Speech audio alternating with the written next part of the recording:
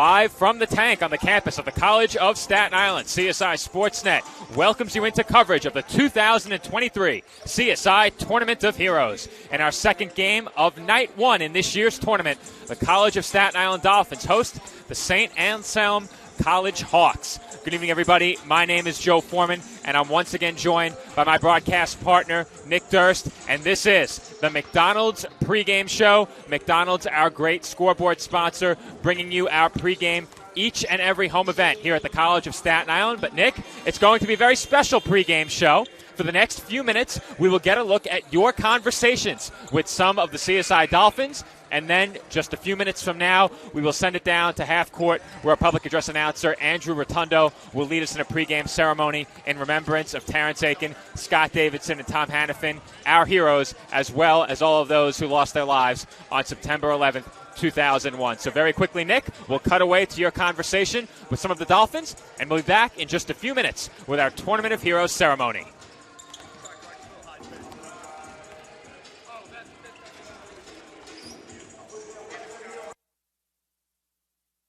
Nick Durst here for CSI Sportsnet, joined by Bryce Waterman. Bryce, you're a graduate student now. This is your last season. Yep. How's it feel? Feels good. You know, kind of crazy. Honestly, it's been a long journey. Time does fly. They say it goes quick, and it really does. A lot of young guys on the roster this year. A lot of new players. Mm-hmm. You're the vet here. How do you keep them in check? You know, just being hard on them, but also just going back and patting them on the back after, letting them know they're doing a good job. You know, we're all working really, really hard, and they're picking up on it. But you know, we got to just do it even more intense each time. So it's going well, though. It's going well so far. All right. So in the off season, this summer, of course, you're home, you're away. Mm-hmm. What was your routine like to stay game ready? Well, you know, so I had a job this summer in Jersey, so I was doing that. But then after, I would go get a lift in and some running stuff. I actually was up in Fort Lee, so I was working out with Lou a lot. You know, we just kept each other in game shape, trying to go as hard as we possibly could. So it was a good summer. Yeah, Lou, he's always in the gym, posts on Instagram. You see that a lot, so a lot to keep up with there. Yeah. What are your expectations for this team this year? I think we're going to be really good, honestly. I think we got to harp on our identity, which is going to be defense this year, which it always is. But I think if we defend and we do what we're supposed to do, we have a great leader in Coach Tibbs, and I think we'll make some noise this year. All right, thanks a lot, Bryce. Best of luck this season. Appreciate it.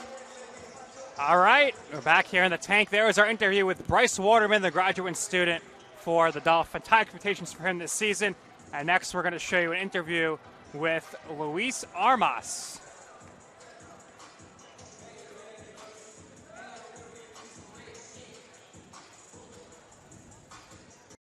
Nick Durst here for CSI Sportsnet, joined by Luis Armas at this time. Lou, your junior year already. Can you believe it? It's unbelievable, man. It was just 2020 COVID. I was at home wishing we were able to lace them up and play, man. All right, so big season here coming in for you. You're one of the senior veteran players on this team now. What can we expect from the core group we've been seeing the last few years with you guys? A lot more consistency. A lot of us have been playing together now a couple years, and we had a very upsetting loss last year in the playoffs. So we're definitely going to come out with a lot of fire, a lot of chips on our shoulders, just ready to go and hoop. All right, so a lot of new players on the roster this year. What have you seen in practice that you like from the new players? Who should we keep an eye out for? I mean, all of our new guys are very talented. Adelaide, he's a grad transfer from Pace, very hardworking, defensive-minded guard. Chris Clancy's another shooter, another splash bro on the team, if you will. Me, Bryce, and him now. Now there's three of us. Then we got point guard, AG, Aaron. Very shifty, quick, high IQ, great kid. We're all great kids. Blake, our guy all the way from Florida. Another Isn't he crazy? He comes from Florida weather to New York. It's unbelievable. I wouldn't do it, but I mean, hey, it's his life, you know. But he's here. We're glad he's here. He's going to work really hard, play defense for us, you know. And then, yeah, got a really good group. Mitch from Brooklyn, St. Edmunds, has a lot to prove as well. All right, who can we expect to make the most three-pointers this year? I'm going to say myself, just because, you know, you have to say that. I believe in myself. I put in plenty of time in the gym, you know. I have faith in myself more than anybody. All right, tell us about your summer routine here. What did you do to stay ready? Summer routine, you know, I was in the gym, you know, every day, lifting every day. I ate with my trainer, Chris, back home. And then right after, I would have my basketball workouts with my friend Kyle. And then just pick up whenever I can with a lot of overseas guys, guys that play in the U.S. and stuff, just to keep in great shape, and just working on my fitness, All right. Best luck this season. Yes, Appreciate sir, it. Appreciate you, Nick. Thank you, brother. That was my interview with Luis Armas, who is expecting to score a lot of three-pointers this season. Next, we'll take a look at what Jordan McAllister had to say.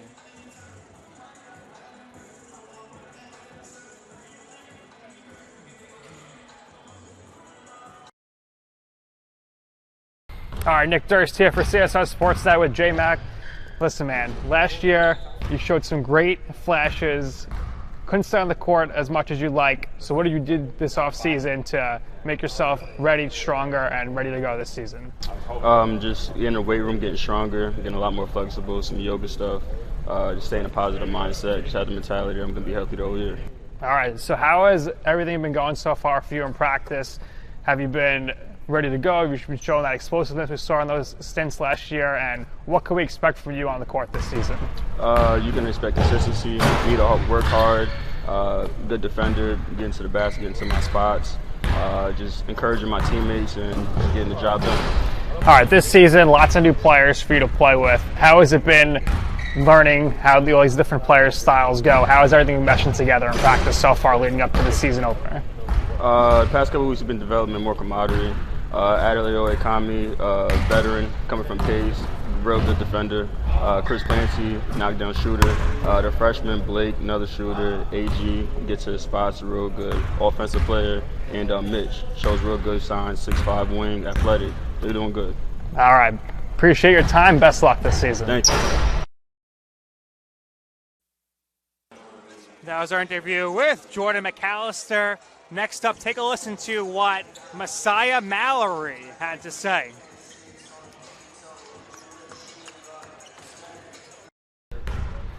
Nick Durst here for CSI Sportsnet with Messiah Mallory. Messiah, your junior year already, your third season with the team. Can you believe it? I can. It's going really fast. Really flying by.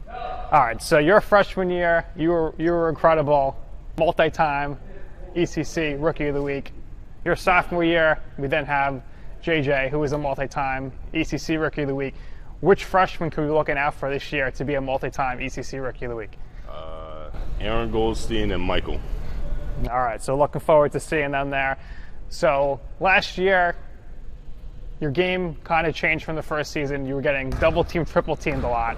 Your assist numbers went up. So this offseason, what were you specifically working on to get ready for the season? I definitely worked on delivering passes better so I could handle the double teams better, understanding the game more also, being in spots where it's harder to get double teamed, my shooting, my perimeter game a lot. Yeah. That's about it, really. Yeah, so last year you shot the three. When you shot it, it went in. Interviewed Coach Tibbs a few times at halftime, and he said he needs more from that. He needs a lot more threes for you. So what could we expect here this season for you with three-pointers? Exactly what you just said, a lot more. All right. So this season, what's your expectations here? What are you forecasting here for this team and the camaraderie that you guys are building? I'm expecting the championship, and our team is already really close. This is like the first year where we're kind of building on something, because last year we went from Coach Nick to Coach Tibbs, so it's kind of like we were all freshmen, we were all new. This year we have experience, where we have vets, we have older guys. So you can just feel the difference. All right, high expectations here in the tank. Thank you for your time, Messiah. Best luck this season. And that was another interview there with Messiah Mallory. Obviously, here expectations are high. He said they hope to win a championship. Next up, let's hear what JJ Chestnut had to say. Nick Durst here for CSI Sportsnet, joined now by JJ Chestnut. JJ, excellent freshman season. How happy were you with your personal performance last year? Oh, I was really happy with myself. Proud of myself too. So, yeah. All right, this year, big year, sophomore year. Are we expecting the big jump from you offensively and defensively? Definitely defensively. Last year, I kind of was just thrown into the fire with injury and losing guys, and I was forced to play all game. But this year, I'm actually glad to say that I'll be able to monitor my minutes, and I think I'll be more efficient offensively and defensively, yes. All right, so last year, of course, multi-time ECC Rookie of the Week. The awards, they just kept on coming. which freshman should we be keeping an eye out for this year? Ooh, I would definitely say Aaron Goldstein and Sean Hargrave down there. Yep. All definitely right. my two So, favorites. of course, Joe Foreman, the ACC here, my broadcast colleague, he absolutely loved my great call in your game last year when I sang Chestnuts Roasting on an Open Fire. What did you think about that call? Was that the most crazy thing you ever heard about yourself? That was the perfect celebration I've ever had for myself. As soon as I seen it, I had to sing along. Chestnuts roasting on an open fire. It worked perfectly. Nobody has ever sung that for me. There we go. I think this year we'll have to do some sort of karaoke or something. Yeah. We'll get all the fans with Danny the Danny the Dolphin. He'll yeah. be going crazy. We'll put on a T-shirt. It'll be great. All right, this year, the team. You've been doing all the practices, coming towards the games now. What have you been liking, what you've been seeing? What are your expectations for this team moving forward here? What I'm really liking this year is that we're focusing a lot on the little details that everyone really doesn't pay attention to. So when you're playing defense, how you turn your feet, how you open up your hips, we're paying attention to the little things that the little things that caused us to lose games last year. That's what we're really focusing on this year. All right, JJ, best of luck this season. Thank you for the time. Thank you so much.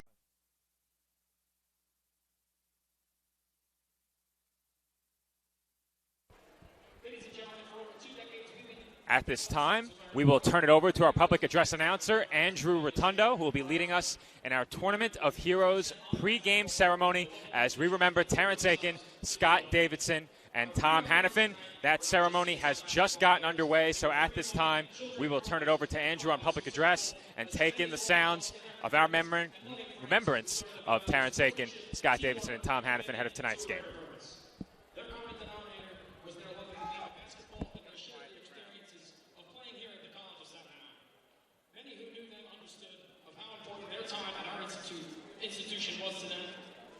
They traded the experience into their adult lives. Their time at CSI also led to the experiences they had as valued members of the community and the workplace, all leading to the tragedy on 9/11. Let us remember them now.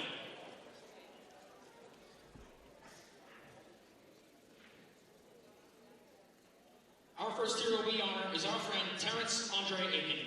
His stay with our men's basketball program was a short one as he joined CSI by way of transfer for only a single season in the 1994-1995 season. That season, the Dolphins made the NCAA Division III National Tournament while winning 20 games. He carried a light disposition and took basketball very seriously.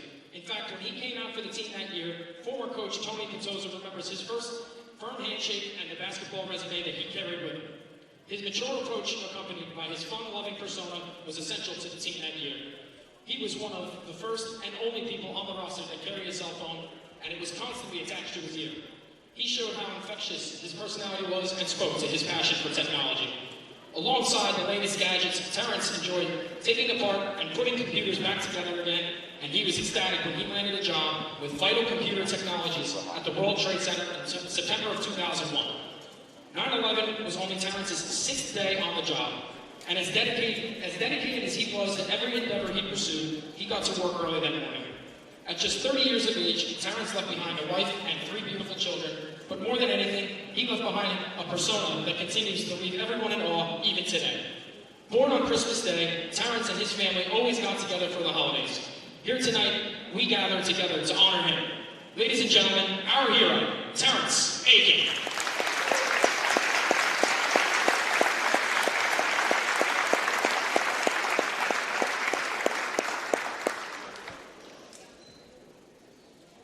Our next honoree, Scott Davidson, played for the Dolphins his entire 4-year career from 1986 to 1989, starring on a pair of CUNY championship games. On the court, Scott was the rare team player whose selfless role was to make others better.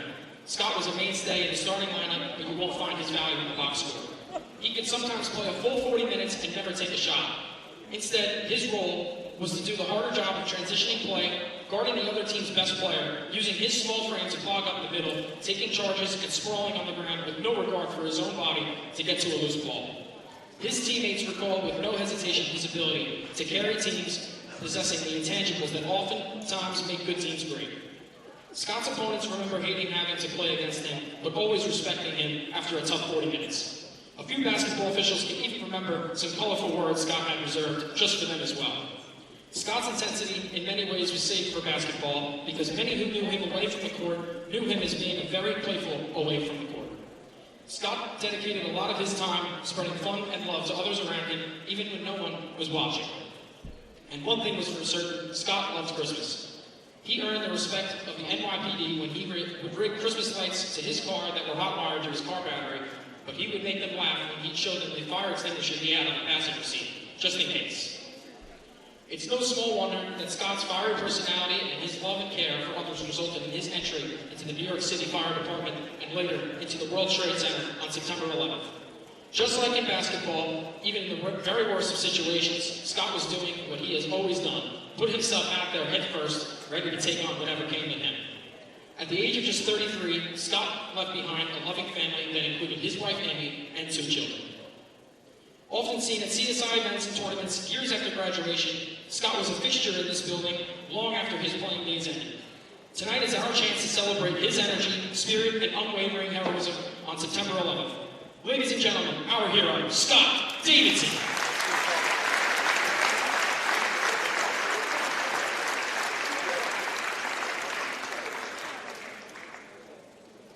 Our final honoree tonight, Tom Hannafin, was a 4-year standout with the Dolphins from 1983 to 1987. He won 3 championships during his time there and is considered one of the more dynamic two-way players in CSI basketball history, etching a place in the record books in categories like assists and steals. His teammates and coaches will tell you that so long as Tom was on the court, CSI was in the game, feared no one, and was ready to do whatever it took to win. In other words, he was the total package and much of the glue that held everything together. But for all the winning CSI did, and all the records Tom was a part of, it's not what people remember most about him. From a big family, that was what was most important to Tom. And it made sense that he treated basketball in that way too. For Tom, being a part of the team represented a chance to grow away from the court, a chance to make teammates brothers and turn friends to loved ones. Forever together as family.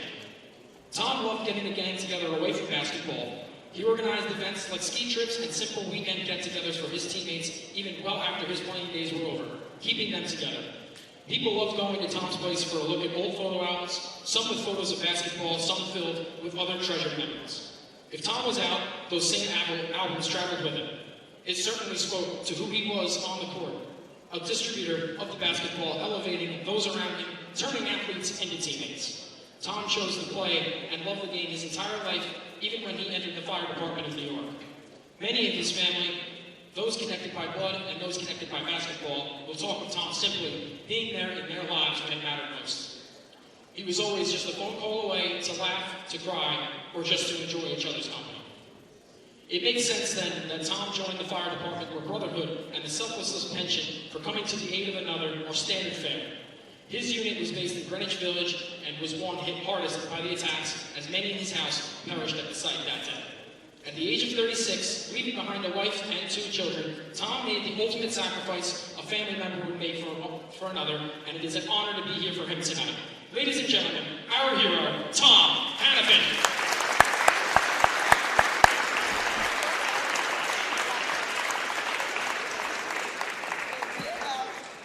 Ladies and gentlemen, the uniforms of Terrence, Scott, and Tom are on display beneath the main scoreboard in the arena tonight.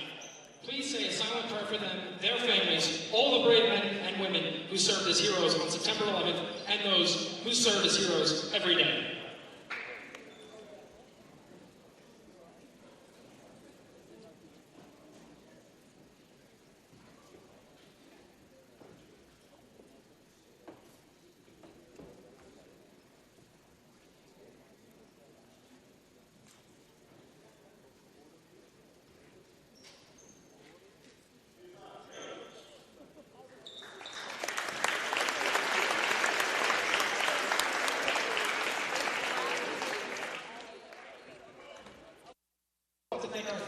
Teams are taking part in the Tournament of Heroes along with our sponsors. All right, there you have it, a beautiful pregame ceremony in remembrance of our heroes. The teams now are going to continue the pregame preparations, and at this point, we will watch our interview, our season preview interview with Coach T.J. Tibbs. Durst here for CSI Sportsnet, joined at this time by men's basketball coach TJ Tibbs. TJ, you've been going through the practices now. What have you been liking, what you've been seeing from this new roster, a lot of new faces? Yeah, just the effort. We're really focused on what we're trying to do. I mean, it's really early. I think the guys are giving tremendous effort. But I think at this part of the year, everybody's doing that. Everybody's walking out saying that we're working hard, everybody's excited. So it's going to take some while for them to gel. But like our groups usually are, they're pretty close off the court, so that helps with what we're doing on the court. And having more bodies this year, at least right now, and I would knock on every available part of wood that I can, but having bodies in practice is definitely helping, especially with the teaching aspect of it. But we're going really slow with everything, but they've just been really locked in on everything that we need to do. Every year, towards the end of the semester, so December, we always talk at halftime, and we talk about what you love to talk about, which is your team's academics. So this year, some good standouts from last year returning. Ziris led the way last year. Who could we look out for here to be a leader in the books? I think everybody. I mean, there's a bunch of them that have goals this year to be 4.0 students. I mean, what I'm really proud of is right now we have 3 graduate students, and it's a lot more independent of a study. You're a little bit older. They've gone through it. They've all had great GPAs as undergrads, so looking for them to get it up there. The freshmen have been working really hard. You never know. I mean, I know they're going to do well, but you never know how well. And, we return, there's only 2 guys that are under 3.0 cumulative, which is, outstanding. So, and not to knock those two guys are going to be above 3.0. They are for sure. So they're working really, really hard. So I'm really proud of all of them. Our goal is to lead the ECC in men's basketball and GPA. And here, swimming has had a chokehold over it, the GPA. Women's basketball has been great, and other sports. Softball has been great. But we want to get that GPA award at the end of the year, so that is an integral focus. They're actually meeting right now academically about what's going on, so I'm glad that you asked me that. Of course. All right, so on the court, a few key players returning now, a lot of upperclassmen, sophomore, juniors, and graduate students, seniors as well. We know what those guys are going to bring. What have you seen from them as far as their interaction with the new guys, and what new players here could we really keep a lookout for? Well, I think for one, the older guys have been teaching the younger guys. The older guys are understanding. Last year, everybody, especially with myself coming back to the program, everything was new. Yeah, I've been coaching for a while, and I've been coaching here for a while, and even though I recruited all the guys, they were still new to me. And then with the way that we had to play last year, every game was a different game plan, so it's hard to have continuity like that, and then guys in and out the lineup. So I think guys being settled in what we have to do base-wise, schematically, and being able to have guys in the program that can help me and help the staff with other guys, with the younger guys, with some of our newcomers that are older. I mean, they're great in their experience, but they don't know what we're doing, per se. And as far as newcomers, I mean, they all have been great so far. You can pick 1 or 2 that are standing out day to day, but they've all had their ups and downs. But the 2 older newcomers, Chris Clancy and Adeleo Yukami, the Staten Islanders that have returned home, you can just tell their experience. They both play for phenomenal programs. They both play phenomenal level of basketball. And even though they don't know what we're doing yet, they're very smart kids, and they come from winning. So I think that's what they have added, is just going about things, being in big games. I mean, we've competed against Adelaide for his 3 years that he's been there with coming from Pace. So I think that's great. And then, the freshmen, we have 5 of them. So 2 of them that were here last year, and then 3 of them that are newcomers. I think they all bring something different, but I think they all look like freshmen. So they do have days where it's like, yeah, this is the reason why they're here, and they have days where they're struggling. But they're in the gym all the time. They're working really hard. They're trying to ask questions. I'm not going to say they're asking enough questions yet, but they have a lot of great promise. And just like any CSI kid, they're very respectful. They're the people that you want to have represent the program. All right, last question here. Tournament of Heroes kick off the season. This is your time. Give the plea to the students, to the families, to get out here to the tank. Yeah, everybody needs to come. I mean, we just passed September 11th a couple of days ago, and it's the most important 2 days in our program. So we need the community here. We need the students here. We play Friday night. We open up against the defending #1 seed St. Anselm, who hosted the regional last year.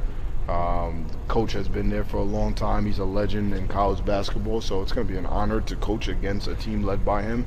And it's a great basketball. The women have a tournament Saturday and Sunday. We play Friday, Saturday.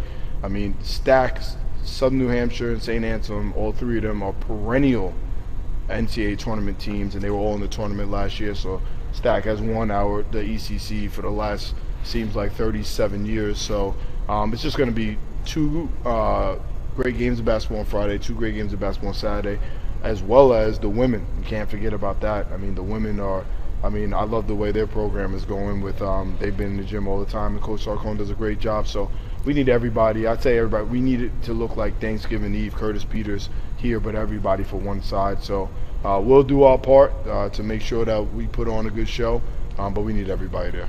All right, very well said. Thanks for your time, Coach, and best of luck this season. Wait, real quick. Shout out to you, new dad. Yes. New dad, right? And just want to make sure that people know that. This guy's out there has got a newborn at home, so if you see some bags under his eyes this year, the baby is winning. It's baby 1 and Nick 0. So congratulations, my man. I appreciate Thank you very much. Spending time here with us this season, away from your newborn, and I hope everything's well at home. Appreciate it. Thank you very much.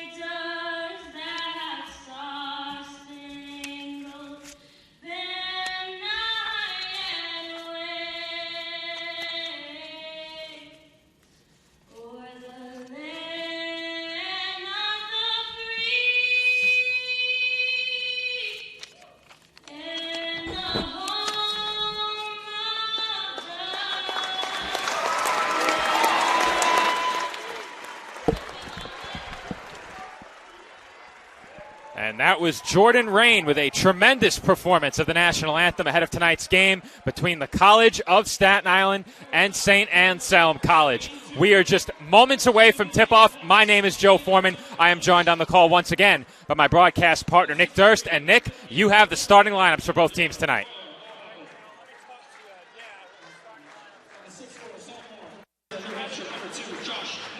All right, Joe, let me talk to you here with the starting lineups to get things started this season here in the tank. The Dolphins' first game of the season first for St.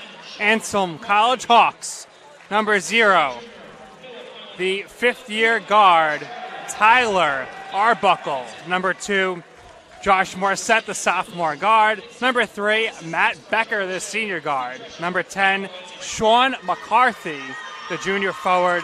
And number 24 is Keith Robinson, the junior forward. And now the starting lineup for your CSI Dolphins. Lots of new faces on this roster this year, but a lot of familiar faces in the starting lineup as well. Here is the starting lineup for the Dolphins. Number 1, the 6'3" senior guard from Newburgh, New York, Jordan McAllister. Number 3, the sophomore guard from Watervliet, New York, Jay Chestnut. Number 21, the freshman guard from Staten Island, New York, Aaron Goldstein. Number 22, the graduate student forward from Colony, New York, Bryce Waterman. And number 23, the forward at 6'7", the junior from Watervliet, New York, Messiah Mallory. The head coach for the Dolphins is T.J. Tibbs. The head coach for the Hawks is Keith Dixon. Thank you, Nick, and a great job once again by Andrew Rotundo on public address. He led our Tournament of Heroes ceremony in remembrance of Terrence Aiken, Scott Davidson, and Tom Hannafin. He introduces the starting lineups to the crowd assembled here at the tank tonight. And, Nick, it is a capacity crowd tonight. How about the turnout for this Tournament of Heroes Game 2? We have an all-new student section. That is directly to our right near the entrance of the gymnasium. Even the far sideline completely packed opposite our camera. You can't ask for much more on opening night. We got a DJ in here, and we got some new uniforms finally. We got some ECC uniforms. Here come the men in black. The Dolphins are ready to attack, and they're coming over here, getting ready for the game. And here we go, Joe. The DJ's here. We've got Danny the Dolphin here, and some new threads, a new number from him. This place is packed. I haven't seen it this packed in years, let alone for an opening night. The tank is filled up here. Let's see if that home court advantage comes into play here for the Dolphins. Earlier in the week, we called for a blackout on social media. Many of the fans heeded that call, and we are underway from the tank. Tip-off on the 2023-2024 men's basketball season, Dolphins and the Hawks. Chestnut inside from Mallory, and he has the first 2 points of the Dolphins season. That's one shot, bro. One shot. The first shot of the game is up and in for the Dolphins. St. Anselm with their first possession now. They work it around the outside. Morissette into the corner. McCarthy. Lefty layup is good off the glass. Quick answer there. Tough finish by McCarthy.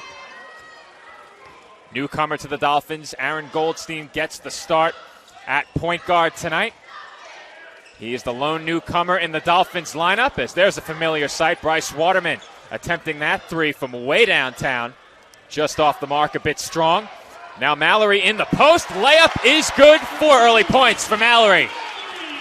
Mallory picking up right where he left off the last 2 years. You heard him in the pregame interview. As that shot is no good. You heard him in the pregame interview. He said, when I asked him expectations for the season, he said championship. So high expectations here for the Dolphins. Chestnut's floater rolls off the front rim, no good. McCarthy had it poked away. McAllister brings it up. McAllister on the right wing, swings it up to Mallory, now Waterman. Goldstein, left wing, three. No good. Rebound by the Hawks.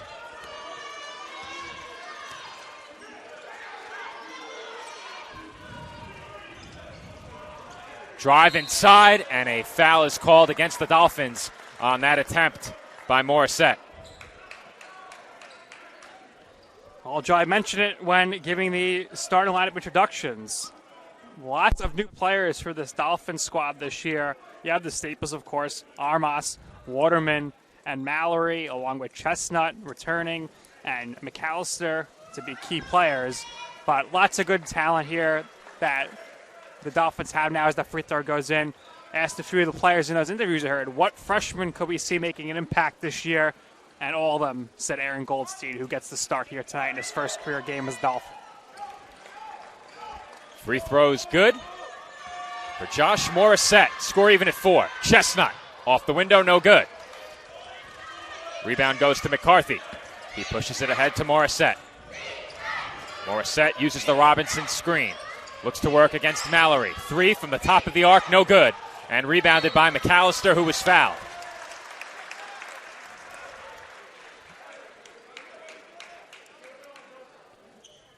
One early foul for each team in this first half.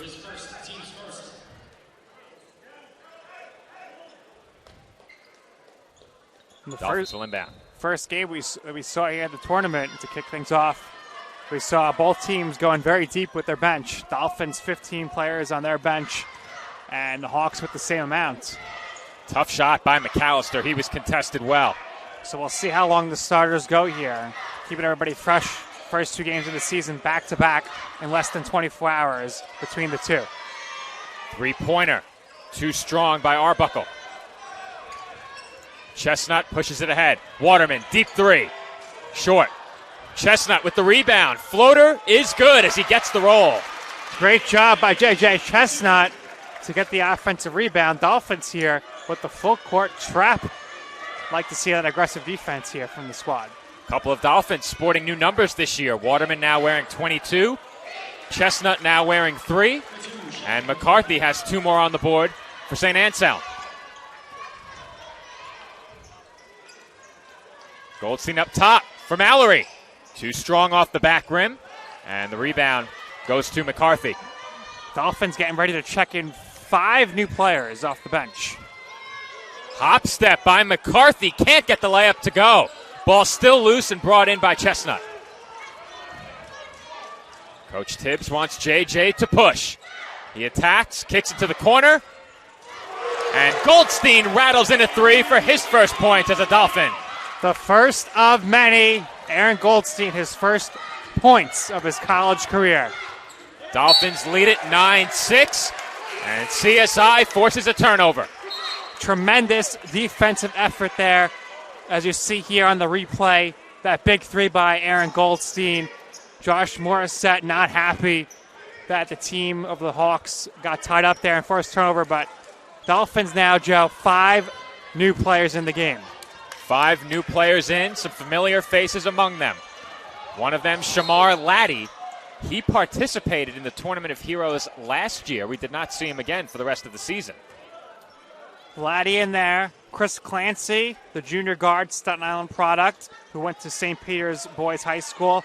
He's making his Dolphins debut. He's in there right now as well. Adelaide and Michael Oyekanmi both in the game. As that shot's off from the corner. Blake Wilson on that last three-point attempt. Blake Wilson, the freshman from Florida. Michael Oyekanmi had his freshman season off to a very promising start last year, but the Dolphins lost him due to injury. CSI forces another turnover, traveling violation, media timeout, and with that, we will head to break. Our score through the first 4 minutes and 15 seconds, Staten Island 9, St. Anselm 6.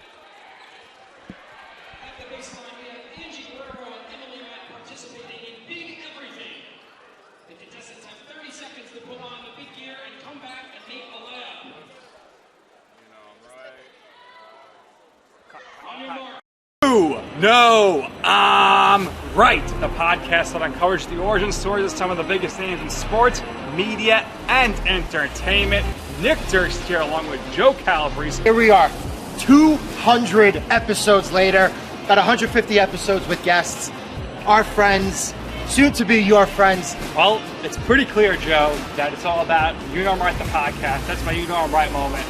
Wanted to do a podcast, and everyone was like, what are you, crazy? Who's going to listen? You're not going to get guests. Well, guess what? I'm the best when it comes to getting guests. You could vouch for that. I am so happy that you asked me to do this. I couldn't have been more thrilled. And follow us on socials. Check us out. I promise you, if you want to work in media, whether you work in media now, whether you want to quit your job and work in media, come to us, and I promise you, we will get you on the right foot. That's what it's all about, uncovering the origin stories of some of the biggest names in sports, media, and entertainment. Keep it locked on You Know I'm Right. And we are back from the tank where the Dolphins lead the Hawks by a score of 9-6. 15:45 remaining in the first half. And during our first media timeout, we had the first of many contests here at the tank tonight. Big everything. Big shorts, big shoes, big jersey, make a layup at the end. Providing some timeout entertainment for the spectators here at the tank. Once again, a capacity crowd tonight. And Shamar Laddie draws some cheers from them with that pull-up jumper. Dolphins trapping here, and CSI is whistled for a foul. Well, nice job there first by Shamar Laddie with some shake and bake to knock it in. Dolphins then with some good defense, which then led to the foul, though, on Clancy.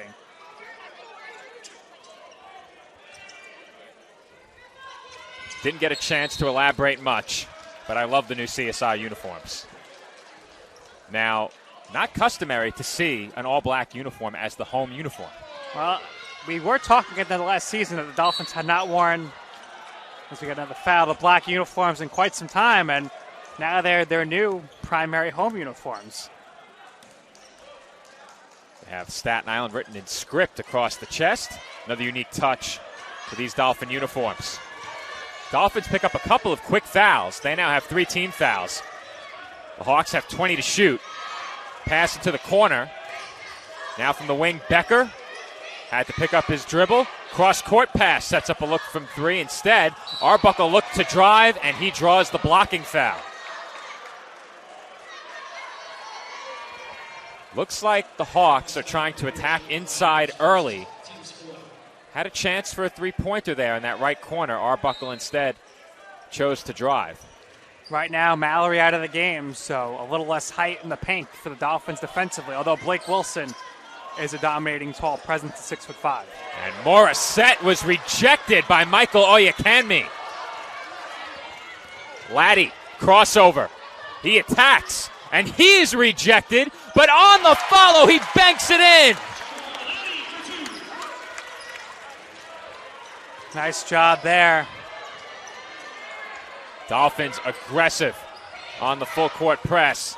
And the layup won't go. McCarthy couldn't finish, but he is fouled following the offensive board. We'll take a look at that last offensive possession by the Dolphins. As you get a look here, Joe, on your screen. That was the lay-in on that play. Laddie initially rejected. He'd appreciate that we cut that part out of the replay. We got to see the finish. It's the total package. It shows the second chance effort. Great hustle and effort by Shamar Laddie. He's made an impact in just a few short minutes on the floor. But Sean McCarthy, another player who's made a huge impact early, he has 7 of the 9 St. Anselm points. Laddie thought about a 3 and then threw it away. Wow, some more substitutions here. And it's been a long journey, but Justin Ziris is getting into the game here. Missed last year and a lot of the year before with injury. And Luis Armas checks in as well. I think we're going to see just how deep this Dolphins team is all season long, as that three-pointer is strong. Rebounded by McCarthy. And McCarthy is rejected by Adelaide Oyakanmi. It's going to be fun watching the Oyakanmi brothers all season long, especially when they're on the court together. They keep blocking shots like that. We'll have to come up with a nickname. It revolves around shot blocking. Good active hands there by Oyakanmi again. And on the way up, Arbuckle was stripped a second time. The Dolphins forced the turnover. Could it be the you can't me? You can't get past me, can't score me? Armas for 3. Splash! Louie for 3. Louie. What a three-pointer. Picking up where he left off last year. And that shot is finished inside by Keith Robinson. Good composure by Robinson in heavy traffic. Clancy for 3. Splash! Clancy with his first bucket as a Dolphin from downtown. Outside shooting, defense, depth. Dolphins showing all of that off early in this first half as you get another look at that three-pointer by Luis Armas. Joe, the Dolphins coming out super strong on the offensive, something we did not see much last year. A lot of explosiveness here, and I think it has to do with the great depth and the great recruiting class here that Coach Tibbs has. Also health. A lot of the Dolphins that we didn't see last year are back healthy this year. That certainly helps. McCarthy, kick out to the perimeter. Arbuckle, tough pull-up shot, and he buries it.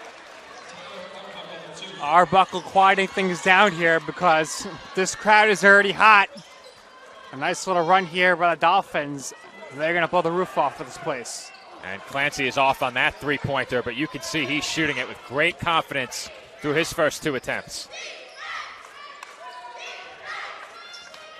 Arbuckle swings it. Ball now with Jordan Horn. That shot a bit too strong. Clancy had it knocked away. And the Dolphins will maintain possession off the rebound.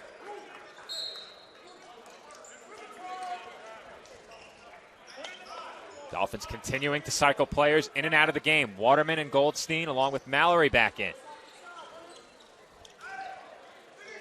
The depth definitely going to keep these players fresh all night and all year, as we have Armas, Goldstein, Ziris, Mallory, and Waterman in the game right now. That last three-pointer attempted by Ziris off the mark. Morissette will try, and he is off target from distance. Here comes Goldstein. Goldstein uses the Mallory screen, now looks to drive. And that pass off the mark as Goldstein left his feet. He's halfway between passing and shooting. Mallory defending Arbuckle. Arbuckle tried to get it away, but there was no passing lane, and here come the Dolphins.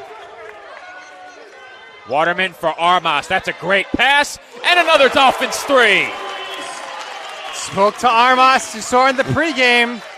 He talked about the three-pointers and how he anticipates them to keep falling, and so far, that's been the case in this one. If I'm not mistaken, he took himself to make the most threes this year. Yep, it's going to be interesting to see him and Waterman go at it. No one has ever made more threes in one season than Bryce Waterman. Those two have now played together for 3 seasons, including this one. as Mallory grabs the rebound off that miss. Here comes Goldstein, big crossover. He attacks, and he can't get the layup to go. Some contact there, and he's unable to finish. The crowd wanted that one to go down.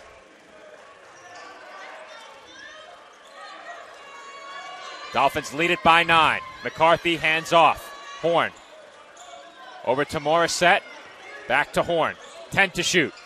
Horn with the crossover. Goes at Mallory. Spins. Lefty layup is good off the spin move. Really nice job there by Jordan Horn as he's able to get around Mallory and score. Mallory, a rim protector in every sense of the word. Horn took it right at him. You don't see that often. As Ziris is too strong on the 3.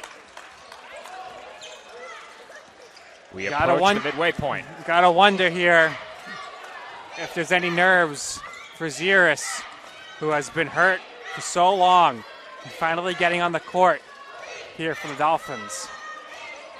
We're now inside of 10 minutes to play in the first half. And we have a whistle for a foul against the Dolphins. And that will send us to another media timeout. 9:51 on the clock in this first half. The Dolphins with a strong start. Lead it by 7. Our score, Staten Island 22, St. Anselm 15.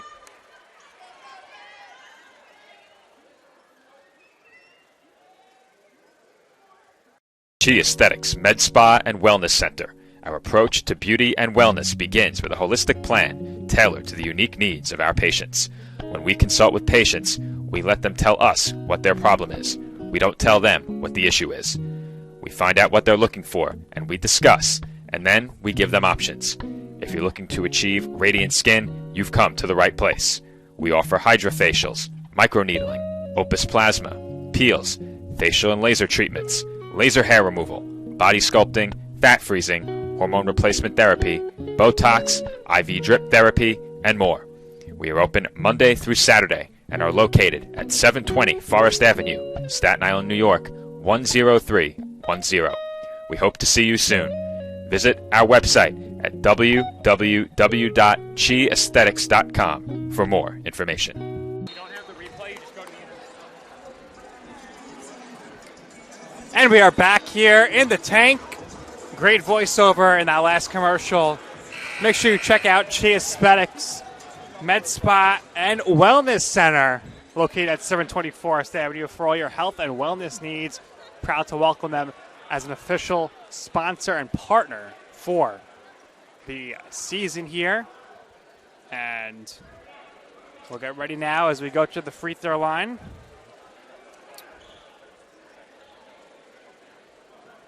Sean McCarthy getting ready to shoot.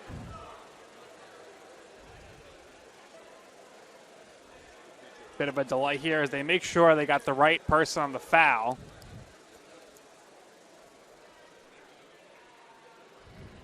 As we got the official here with Joe. And Joe made sure of it. So good job by Joe and our engineer, Antino Cruciata, to get everything ready there for the replay review.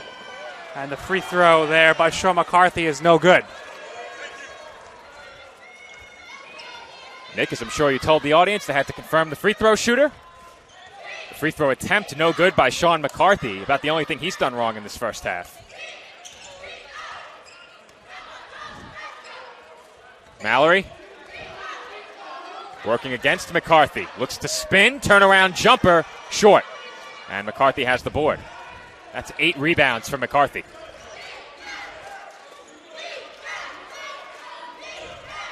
The Hawks work it around the outside. Arbuckle look to drive baseline. McAllister shut that down.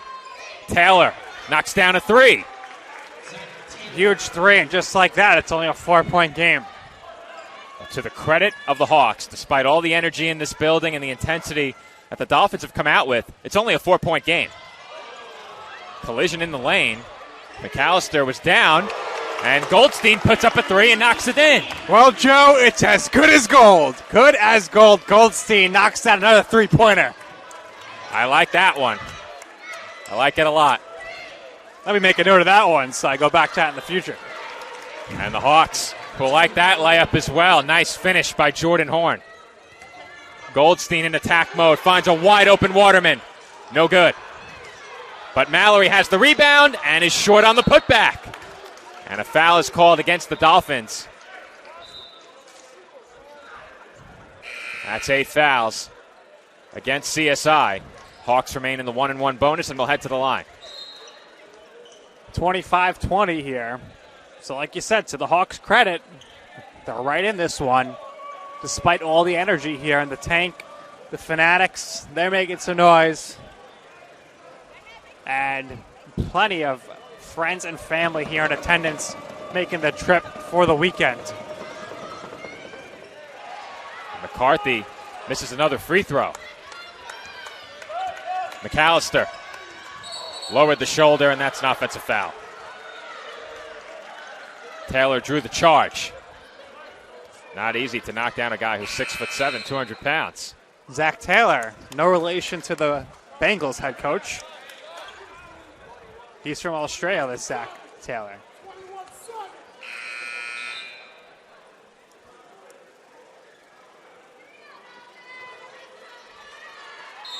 No free throws on the offensive foul.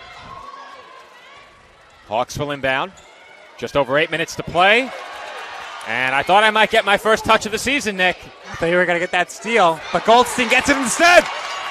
He is headed to the rim and will lay it in for 2. Excellent job by Goldstein to pick that one off and lay it in. Chestnut with a kickball. Goldstein, CSI's leading scorer with 8 points.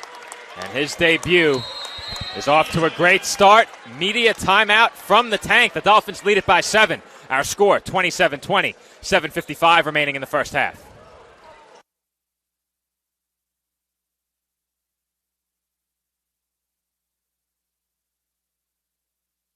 The Kettle Black on Staten Island, a top 5 wing joint in America by Food and Wine magazine. Serving daily lunch and dinner at the bar or on the floor. Perfect for family and group parties with top shelf drink and delicious food. From great times with good friends. Live sports and watch parties. To Staten Island's hottest nightlife. The Kettle Black features live music and DJs weekly. The Kettle Black features daily and nightly food and drink specials. The best Staten Island has to offer is at the Kettle Black. We'll see you there at the Kettle Black, located on 415 Forest Avenue, Staten Island. And we are back from the tank where we just wrapped up a free throw contest during our timeout. Our second on-court contest of the game during our media timeouts. Yeah, Joe, I got to say that it might have been a little rigged there. I mean, G. Esposito won the free throw competition against some random guy from Italy. So she's on the basketball team. That's not some random we'll see guy. her. I think that's also a student athlete. Well, he's not a basketball player. He's on the basketball team. He was introduced as Francesco from Italy, and Gia Esposito for the women's basketball team. Gia did not miss. Good sign for tomorrow for the season debut for the women's team, the Lady Dolphins. No doubt about it. As Taylor's a bit too strong on the 3. Chestnut has the rebound.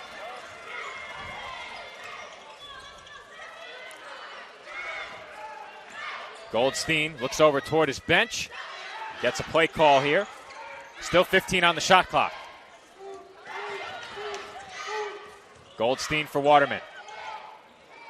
Waterman working against Becker. Wanted McAllister on the backdoor cut, but it was defended well by Arbuckle.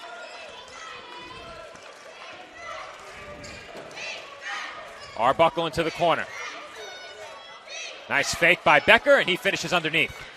He got McAllister up there in the air for quite some time, and then Becker is able to easily lay it in. Waterman thought about the 3. Instead looks to drive. Fall away jumper too strong. That's a good call by the official. Chestnut was definitely fouled there by Morissette. Only 3 team fouls on the Hawks thus far. They played very disciplined at the defensive end. Dolphins right now leading this game due in large part to their early 3-point shooting. Clancy and Laddie back in, McAllister and Goldstein to the bench for the Dolphins. Dolphins have attempted 14 threes. They've made 5 of them, but the Hawks have only made 2 threes. Clancy with 8 to shoot. Nice fake, but the floater is short. Tippin, no good. Ball loose, and possession belongs to St. Anselm.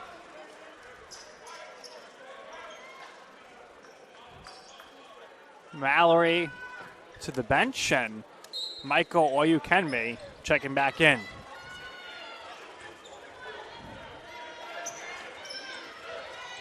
Arbuckle surveys the floor, defended by Chestnut. Hawks work it around the perimeter. Bourne sends it back up top. Morissette gives it up. Taylor's feet inside. And Arbuckle on the receiving end was called for a travel. I don't know if the travel came before or after the pass was completed inside, but nonetheless, it's Dolphins basketball. Laddie, floater, rattles in. Nice job there. Laddie's showing a lot of explosiveness in his season debut. Laddie's had a nice first half off the bench. He has 6. And Morissette knocks down a 3. That's his first made field goal. He's now 1 of 5. Hawks continue to stay in this one, not letting things get out of control. Crowd was taken by surprise there. I almost had my first touch of the season again. Spectators were not expecting that. They were not spectating. They were on their phones. Can't say I'm surprised. Hope they're watching our broadcast. Maybe they're tuning in to listen to us. That's right. They are right next to us, though. I don't think they need to. That would be a good experience to sell to the fans here. They can sit in the broadcast booth and listen to us. Not much of a booth here. More of a table. More of a table. And Morissette connects on another triple. It's now a 1-point game. Clancy out to Chestnut. 20 on the shot clock. Clancy thought about the 3. Now Chestnut will drive. Lefty layup, no good. Strong rebound there by Taylor. Becker. Kick out. Morissette left open. And he's hit 3 straight. Josh Morissette. 3 consecutive 3-pointers. The Hawks now lead it by 2. And the Dolphins will call timeout. Well, heating up here, Morissette. And he's the reason why now that the Hawks are ahead, 31-29, and that forced Coach Tibbs of the Dolphins to take a timeout. And with that, we'll cut it away to a quick break. Our score, St. Anselm 31, Staten Island 29. When all eyes are on the court, we're focused on what matters most, preparing college athletes for a lifetime of opportunity. After the buzzer, off the court, it's about education and working to earn a degree. Creating healthier campuses through groundbreaking research and policies. And a fair shot so dreams can stay on track. United as an association, we've got work to do. We're building a pathway to lifelong opportunity.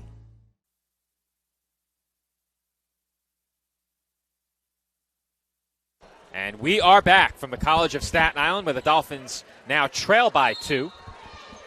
Dolphins have led for much of this first half. Score now 31-29. St. Anselm over Staten Island. Chestnut can't get the layup to go. And Arbuckle has the rebound. Dolphins started off, they had pure adrenaline. Hawks were a little shell-shocked, but the Hawks did not go away. And they had the big 3s by Morissette. Turnaround jumper is good. Zach Taylor able to get that one to go. And the Hawks now lead by 4. Now it's time for the Dolphins to try to weather the storm. Clancy for 3. No good. And there's another strong board by Taylor. He's taken down to the floor. But St. Anselm will keep possession. And Nick, I said it before. The Dolphins had connected on 5 threes in this first half. At that point, the Hawks had only hit 2. They've now evened that number, and they lead by 4. Yeah, and that was all by Morissette.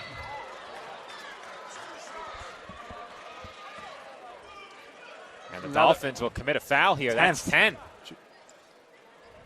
So right to the line now. And the DJ is playing some sound effects. It's a nice touch. I don't know if we do that on public address, but Andrew probably double-checked the computer, make sure. Didn't have any technical glitches as Arbuckle hits the free throw.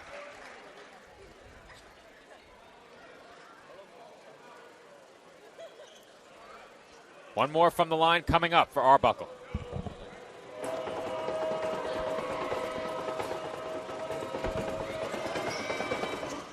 That free throw is good. It's now a 6-point game. The Hawks on a 12-0 run. Make it 13-0 with that free throw. That run has extended for only about 2 minutes. They've put up a lot of points quickly, and the Dolphins turn it over. Here comes Taylor to the rim, and his layup in transition is good. What a swing of momentum here towards the Hawks' favor. Dolphins have gone a number of minutes now without being able to make a shot. The run now extends to 15-0, but Chris Clancy, it's a big three-pointer, and that will help slow the Hawks' momentum a bit. Big shot there. It's a slow momentum, as you mentioned. We'll see if the Dolphins come up with a defensive stop here as we approach the 3-minute mark left in the first half. Hawks do a nice job to find an open Morissette, but he can't get that one to go. A rare miss for him from three-point range. Clancy gets it right back from Laddie. Now Wilson with the jab step. Clancy might have carried there. Oyakami, baseline. And that pass deflects off of Shamar Laddie and out of bounds. And that will send us to another media timeout. Our final media break of this first half. Dolphins now trail by 5. Our score, St. Anselm 37, Staten Island 32. On and off the court, we're focused on creating lifelong opportunity, and that starts with education. More college athletes are earning degrees than ever before, but we've still got work to do. That's why we're raising the bar for incoming freshmen, so they're prepared when they get to campus. And why teams can't play in championships unless they make the grade. Education matters, and putting academics first creates a pathway to a lifetime of opportunity.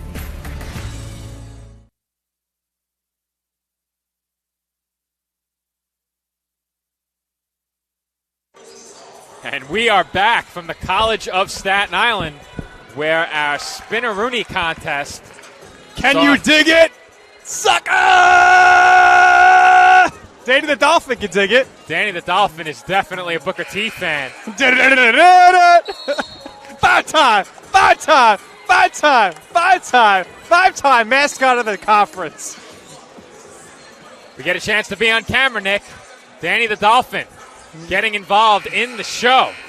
Who knew Danny the Dolphin was such a big fan of Booker T? The question is, could he spin on top of his head? He did a little spinneroonie. That's a nice round dome he's got there. Absolutely. Both contestants took the spinning very seriously at center court. They were stumbling all over the floor. I hope they signed a waiver first. Well, they are student athletes, so I'm sure they had some sort of medical history and waiver signed. Our trainer, Allison Ocasio, was probably grimacing over there. Hawks lead it by 5, and they turn it over on their first possession out of the media timeout. 2.5 minutes till halftime. See if the Dolphins can trim this lead that the Hawks have, or if the Hawks could extend it into double digits. Goldstein, deep three. No good. But Oyakami grabs the rebound and banks it in. Big rebound there by Adelaide. Oyakami, and yes, he can lay it back in after the offensive rebound. Dolphins back to within 3, under 2 minutes to play in the first half. And Morissette was fouled. Coming up in just about 2 minutes, the Chi Aesthetics Med Spa and Wellness Center halftime coaches interview with Coach TJ Tibbs. We'll see what kind of mood he is in The next minute and 51 seconds will determine that. Couldn't have said it better myself, Nick. The next minute 51 may determine how that conversation goes, though if I know TJ, with the lead the Dolphins had, he'll be a bit upset if they go into the half trailing or ahead by just a point or two. I agree with you. We'll see how it reacts to my line of questioning.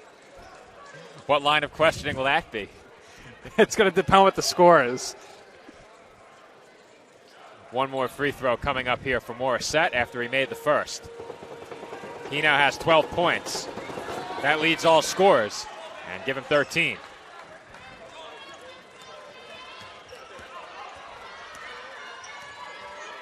Goldstein defended by Becker. He goes 6-6.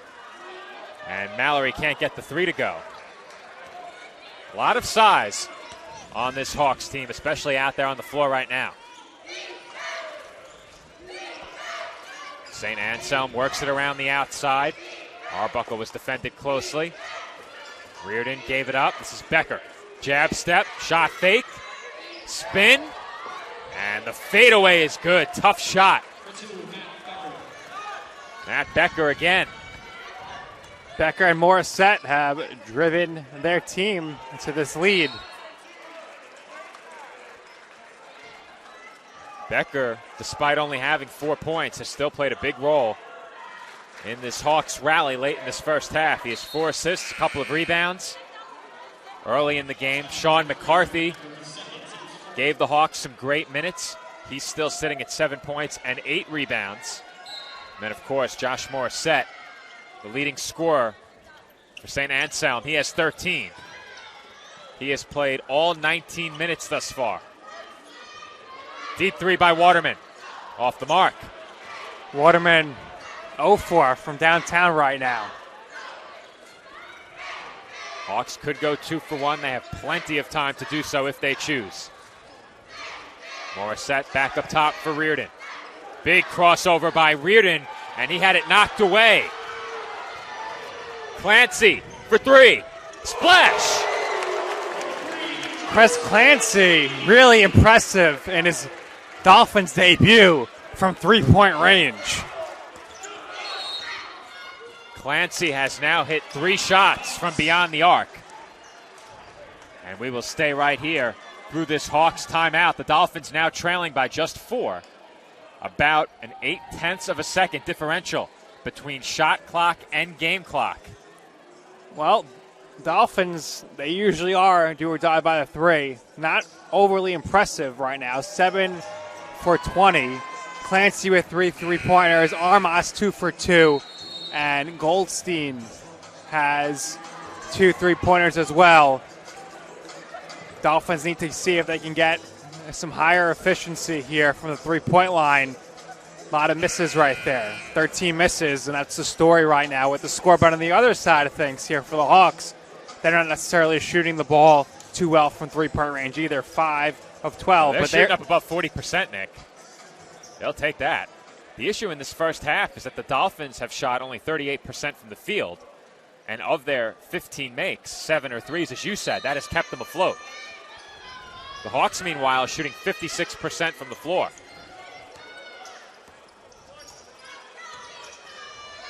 Crossover by Horn. He kicked it out. And with 12 to shoot, it looks like St. Anselm will hold for the last shot. Arbuckle to the basket. And he gets the circus layup to go. 1 second on the clock. And Chestnut's heave is short. TJ Tibbs will head over for the Chi Aesthetics Med Spa and Wellness Center halftime report. He will join Nick on the floor. And we'll be right back with the second half.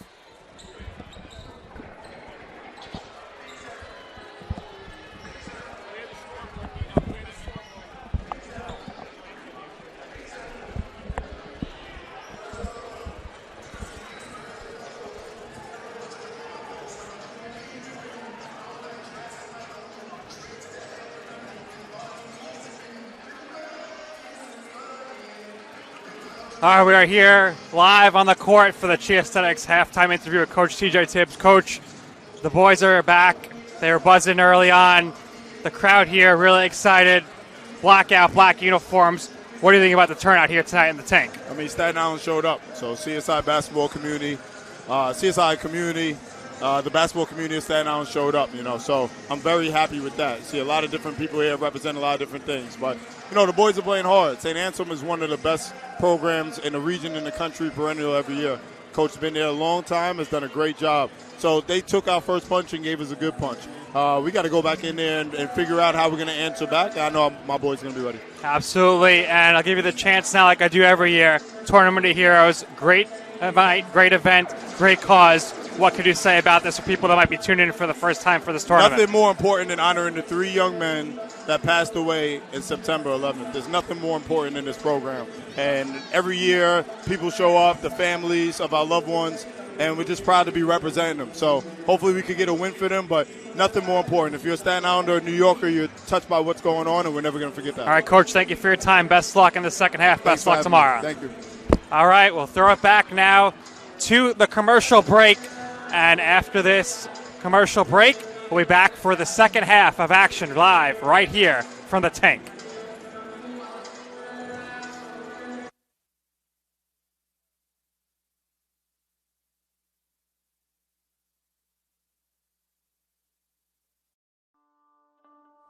Basketball has a special place in my heart because of the experiences it has given me and the purpose I have found along the way.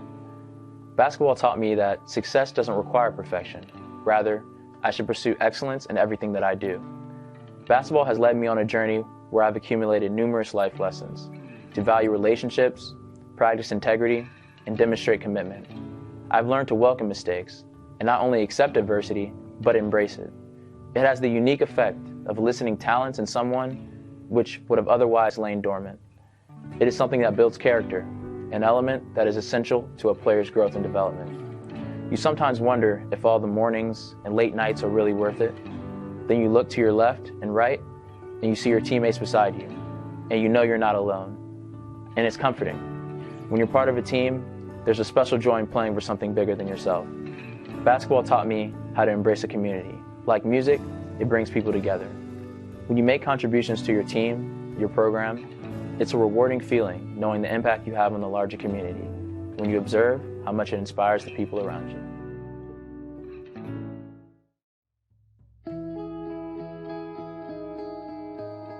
Dear basketball, I was only a few months old when I took my first photograph with a ball in my lap.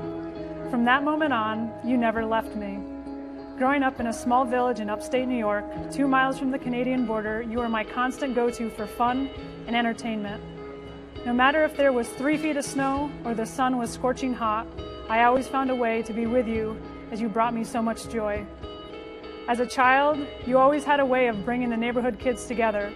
Every day we would find our way to the circular paved patio I had in my yard with an 8-foot rim nailed to a tree. It wasn't the classiest court to play on, but it worked for us, and it's where my passion for you began. Little did I know you would take my friends and family on a journey of a lifetime. It was from you where I learned to be brave, courageous, and adventurous, that if I stuck with it through my moments of failure, disappointment, and heartache, I could achieve anything I put my mind to.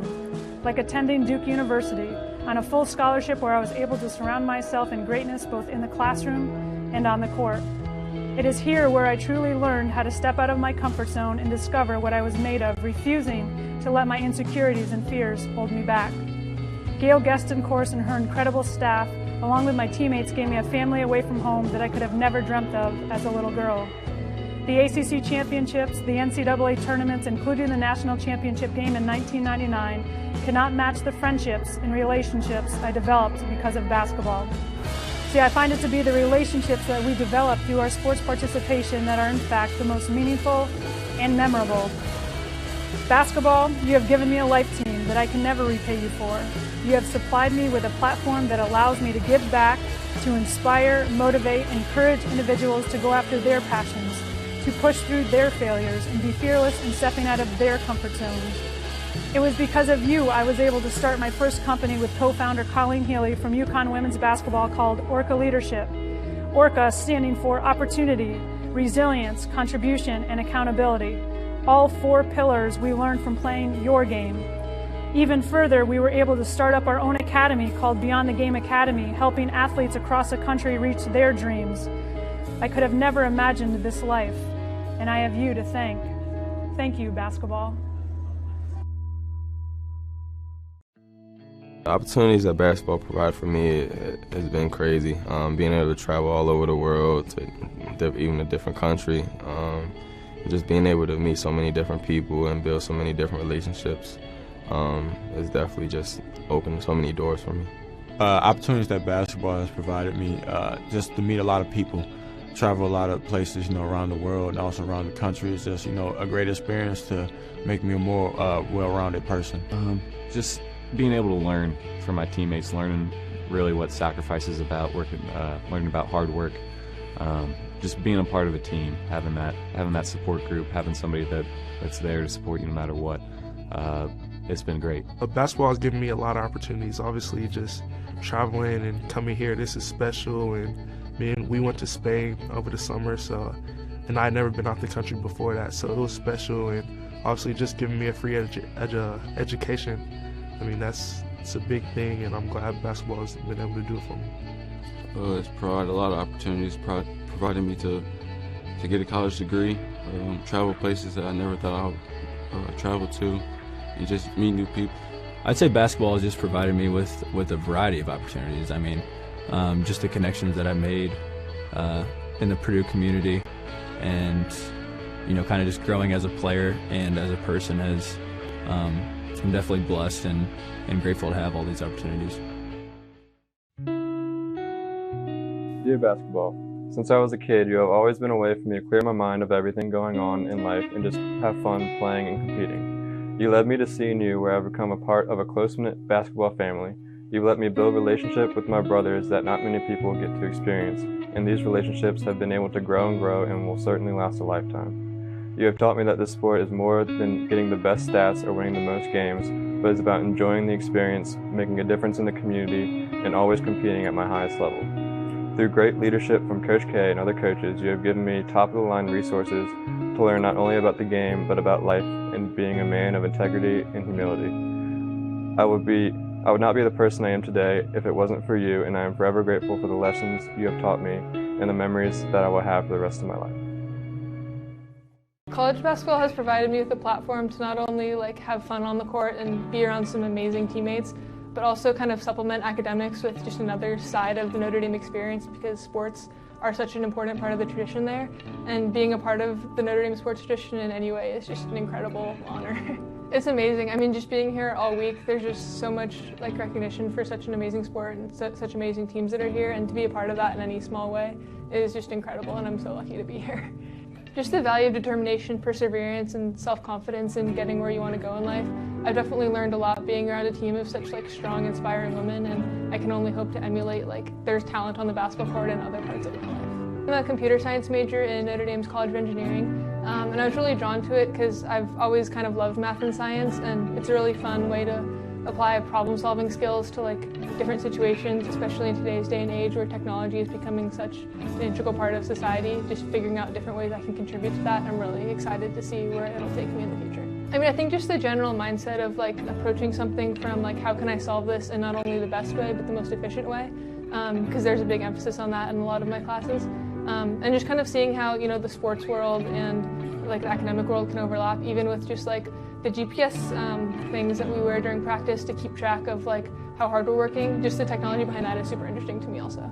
When I first came to campus, I was hoping to get involved in the women's basketball program in some way, and I applied to be a manager, and I thought that would be an awesome opportunity, super excited. And then I got an email about walk-on tryouts. I'm like, oh, this would be a great way to go meet other girls to play pickup with. I had no idea it would lead to any of this, trust me, but I'm so glad it has. And after that, that's how I met some of the women's basketball people and how I got connected to be a team manager for the program. So I started doing that first semester of my freshman year, and then, as you probably know the story, last year with the 4 ACL tears, they just needed another practice player kind of thing. So I turned from a manager to a walk-on and got the opportunity to go in some games, just help the team out any way I could, and that was an incredible ride, obviously ending with the championship last season, which was amazing.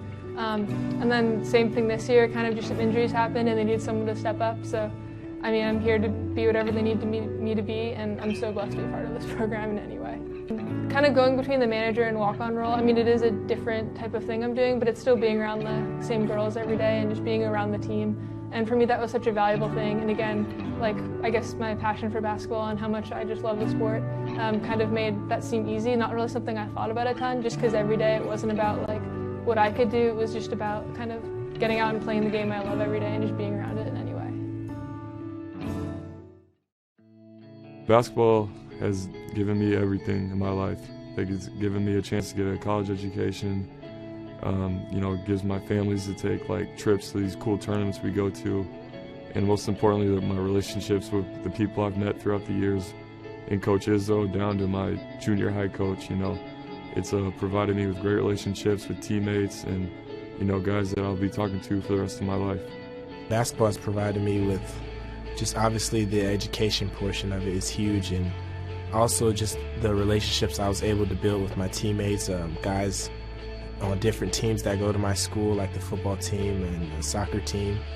There's also just the relationships that I'm able to build outside of, you know, athletics, and that's just, I believe that's huge, just being able to go and meet new people, especially at a big university like Ohio State, and just kind of get your network around and just see the way different people think and react to things. I'd say basketball provided me with, I guess, the opportunity just to be around good people and meet people that can help me in life and give me a free education and be able to somewhat set myself up for a better life. It has offered me opportunity to go to college, to leave my hometown, travel the world, build outstanding relationships and friendships. I'm forever grateful and a lot of gratitude to the game of basketball and to God for putting the basketball in my hands. So basketball has really blessed me a lot. She Aesthetics Med Spa and Wellness Center. Our approach to beauty and wellness begins with a holistic plan tailored to the unique needs of our patients. When we consult with patients, we let them tell us what their problem is. We don't tell them what the issue is. We find out what they're looking for, and we discuss, and then we give them options. If you're looking to achieve radiant skin, you've come to the right place. We offer hydrofacials, microneedling, opus plasma, peels, facial and laser treatments, laser hair removal, body sculpting, fat freezing, hormone replacement therapy, Botox, IV drip therapy, and more. We are open Monday through Saturday and are located at 720 Forest Avenue, Staten Island, New York, 10310. We hope to see you soon. Visit our website at www.chiaesthetics.com for more information.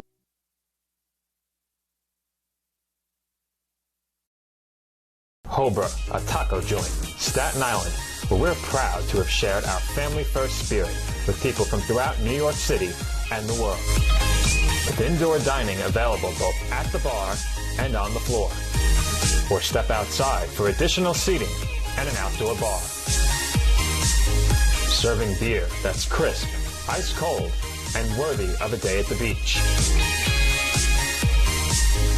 Cocktails that explode with flavor.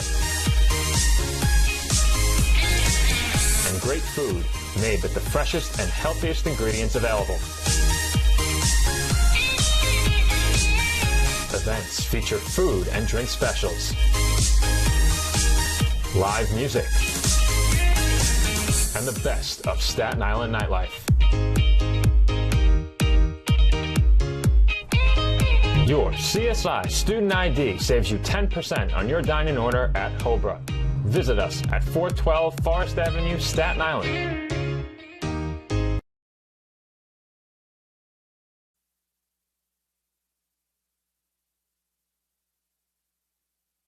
My path to a college degree would have been completely different had I not run Division II cross country for the University of Mount Olive. Having an athletic and academic scholarship was key for my success. Our coaches were really helpful with balancing out my academics and athletics. I decided to attend graduate school because I wanted to become an athletic director. Receiving the postgraduate scholarship through the NCAA provided me with the flexibility to choose the school that I wanted. So now I know that I can accomplish any goal that I set for myself.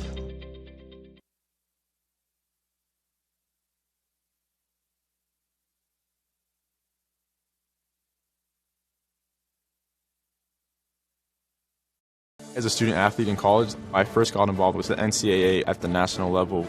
It was through the Student Athlete Advisory Committee, SAC, gave me an opportunity to advocate on behalf of all student athletes, to affect change and to make an impact. The NCAA is giving the student athlete a platform to voice their concerns and to be able to advocate for what's going to affect their well-being. The policies that are being put in place are speaking towards academics, they're speaking towards well-being, they're speaking towards fairness, creating a culture so that the student athletes have the best experiences possible.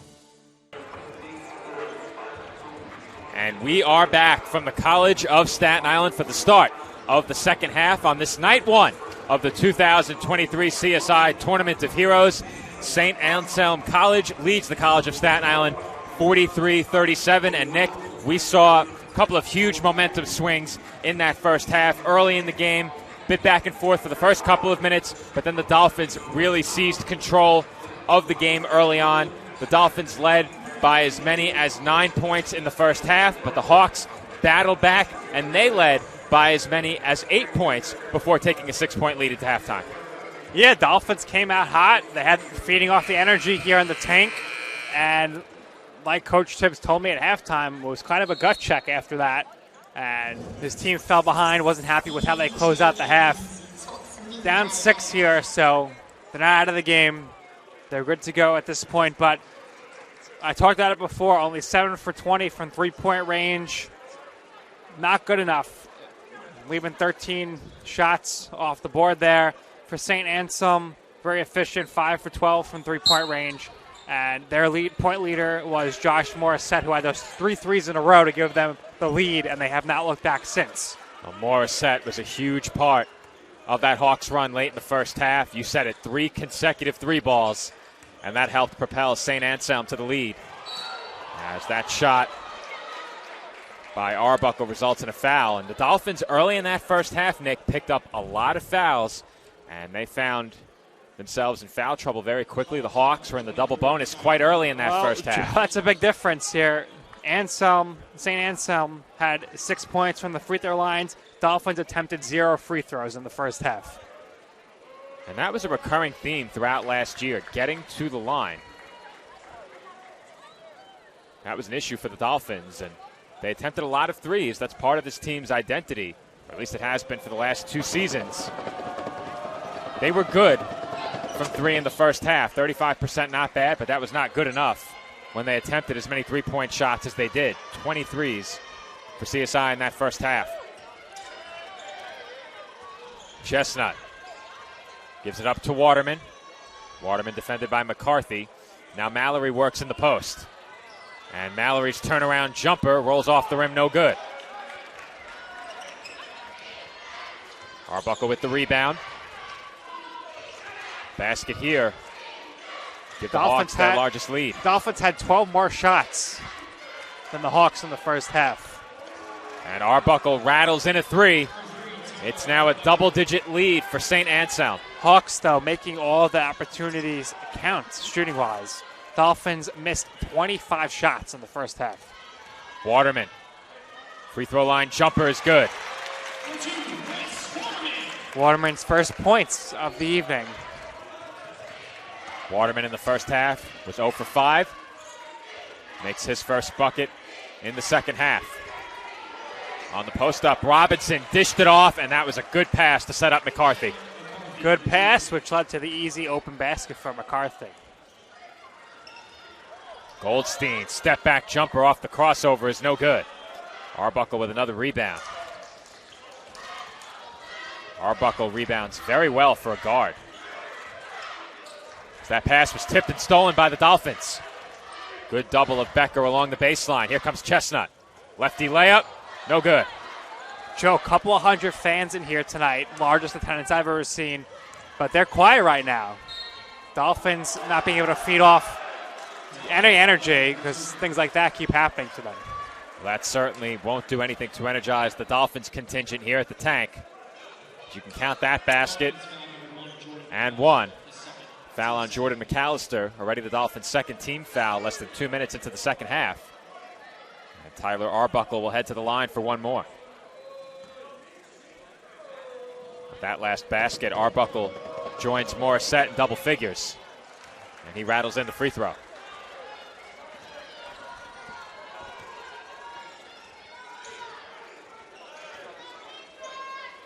Waterman on the perimeter finds Goldstein. He looks to attack. McAllister had it go through his hands, gets it back. Is doubled. Can't find an open man and gets it to Mallory. Waterman 3. Rattles out. Rebound loose. And that's a foul against the Dolphins. That's already 3 team fouls against CSI. Dolphins struggling here to knock down baskets at this point, and the Hawks continue to extend their lead. Hawks have not let up to start the second half as Arbuckle is short. Mallory has the rebound. Here comes J.J. Chestnut. Chestnut inside for Mallory. He works on the block. Left-handed hook, a bit short, but Mallory was fouled. Well, for the first time in this game, the Dolphins will head to the free throw line. Hawks foul, number 24, Keith Robinson, his first, team first.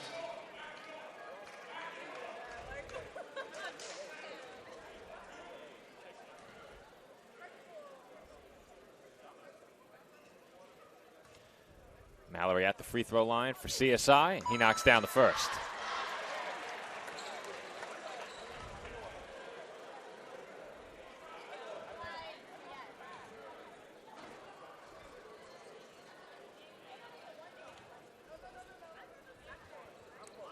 And Mallory's second free throw is good. Dolphins are going to need a lot more trips to the free throw line in this one if they want to win. And that layup is good, as the Hawks do a great job against that Dolphins pressure. Easy 2 for Keith Robinson. St. Anselm back in front now by 14. And that one was knocked away from Goldstein by Becker. Waiting to see if Coach Tibbs goes to the bench here. Armas, in limited minutes, does 2 3-pointers. We'll see if he gets back in here to start taking some threes. Clancy, of course, the 9 points on 3-pointers in the first half as well. Goldstein's 3 is short. Rebound by McCarthy. McCarthy on the drive. And his layup is good. McCarthy now has double figures. The third Hawk in double digits in this game. Dolphins featuring Mallory early in the second half. And they will whistle a foul against St. Anselm there. Hand check as Mallory looked to post up. Dolphins just very inefficient from the field in this one, leaving a lot of points on the court. Waterman, 3-pointer. Rolls off the rim, no good. And Arbuckle has another strong rebound. Mallory was down. It's 5-on-4. Arbuckle into the corner. Head fake on the drive by McCarthy. Now Morissette will take the 3, no good. And the Dolphins have the rebound. A rare miss there by Morissette from 3-point range. He missed his first couple and very quickly was able to heat up in that first half. And Mallory was fouled on that jumper. Back to the free throw line he'll go, and we're going to have a timeout. First media timeout of the half. 15:46 on the clock. St. Anselm leads CSI 57-41.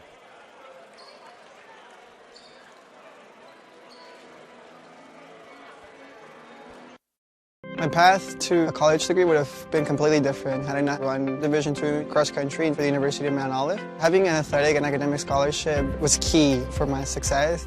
Our coaches were really helpful with balancing out my academics and athletics. I decided to attend graduate school because I wanted to become an athletic director. Receiving the postgraduate scholarship through the NCAA provided me with the flexibility to choose the school that I wanted. So now I know that I can accomplish any goal that I set for myself.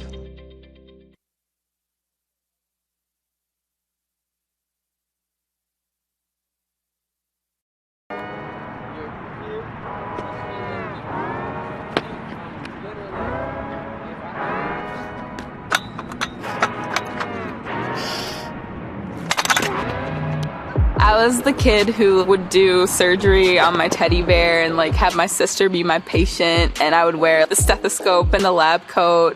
I was that kid. Wayne State Medical School has been my dream medical school since I was 5.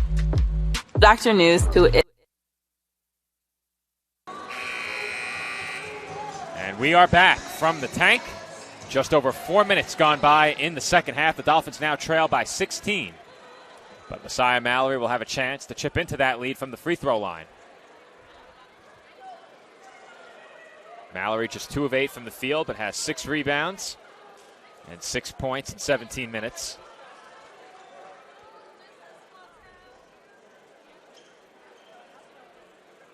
Dolphins have 5 players who have scored at least 6 in this game, but no player in double figures yet. Chris Clancy, the closest.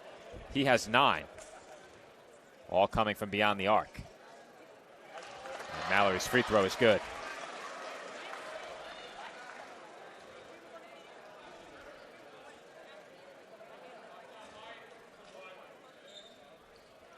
Mallory's second free throw good. As I said before in the last trip to the line, Dolphins are going to need a lot more free throw attempts in this one.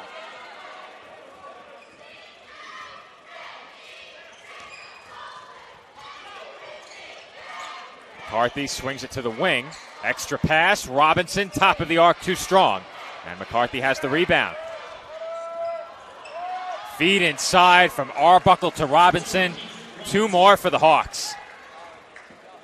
Dolphins going to sub in 4. I'd imagine Mallory's going to stay and everyone else will come off the court. McAllister, tough shot, can't get it to go.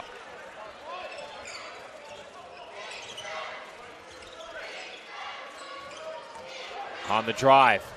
That was Becker. He kicks out. Hawks work it around the perimeter. And Arbuckle's 3 is short. Rebound tipped in the air and brought in by Robinson. Morissette from the wing. No good.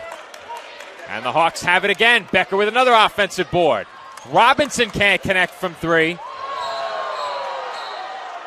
that's a clear over-the-back foul. As Mallory went down hard. Got to be careful over there with those poles that are blocking the fans, too. Could be a serious injury, but Mallory's okay. Morissette tried to spike the ball off of Mallory, but he went over the back in the process. So now checking in is Laddie, Clancy, and both Oyukenmi brothers to stay on with Mallory. Second unit for the Dolphins provided a spark in the first half. They're looking for more of the same again.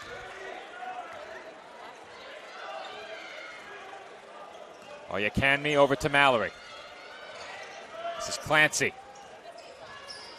Clancy kicks out, and Oyukanmi traveled. The Dolphins just need a spark here. They need something to go their way. They're going to go with the press defensively.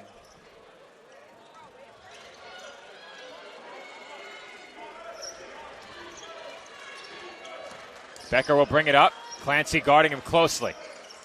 Robinson on the wing. Horn over to Arbuckle.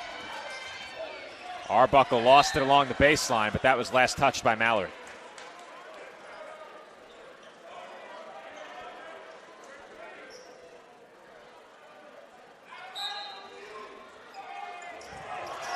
Pass was tipped off the inbound, and jump ball is the call. Possession arrow favors the Dolphins. Sean McCarthy had a word with the ref there. Perhaps he thought it was fouled, but jump ball. Dolphins will take over here. Let's see if Clancy, they start drawing some plays up from here to shoot some more threes. Get this Dolphins score deficit trimmed down. Dolphins still have plenty of time, but have struggled for offense for about maybe 10 or 12 minutes dating back to the first half. This is Laddie along the baseline with 8 on the shot clock. Laddie had it stripped, but he was fouled. All of a sudden, Nick, fouls beginning to pile up on the Hawks. Well, that's what the Dolphins are going to need. They're going to need to be able to go to the free throw line with the clock stopped. to shoot the free throws. Clancy in the corner. He swings it up top to Mallory. Now Laddie. Laddie looks to drive. Hangs and can't hit. Oyekanmi had his hands on it, and he lays it up and in. Nice job there. Oyekanmi to score, break the scoring drought here for the Dolphins. And that will prompt a Hawks timeout. Michael Oyekanmi providing the Dolphins with some good energy off the bench. Take a look at that replay there. Gets the offensive rebound and lays it in. Nicely done by Oyekanmi, and with that, we will head to a quick break. Dolphins trail 59-45, 13-19 remaining in the second half. My path to a college degree would have been completely different had I not run Division II cross country for the University of Mount Olive. Having an athletic and academic scholarship was key for my success. Our coaches were really helpful with balancing out my academics and athletics. I decided to attend graduate school because I wanted to become an athletic director. Receiving the postgraduate scholarship through the NCAA provided me with the flexibility to choose the school that I wanted. So now I know that I can accomplish any goal that I set for myself.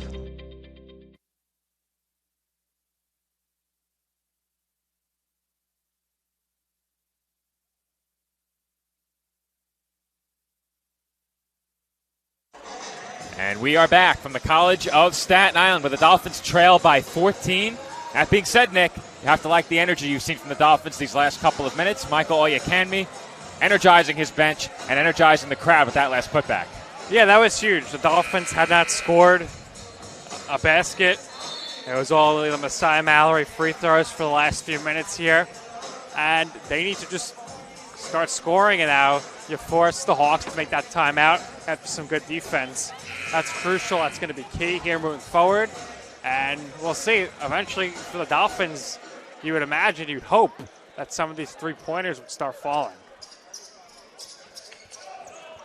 Dolphins currently 7 of 23 from downtown, 0 of 3 in the second half. The Hawks now down to 6 of 18 from beyond the arc. However, they are still shooting 55%. The Dolphins just 34%. That's the difference in the game right now. Hawks work it around the perimeter. McCarthy in the corner. Look to drive. Defended nicely by Oyekanmi. 8 to shoot. Arbuckle. Kick out into the corner. Fake by McCarthy. He drives baseline and draws the foul. Oyekanmi on the foul there. Michael, I believe. And the Hawks are going to head to the free throw line here. Back to the free throw line goes Sean McCarthy.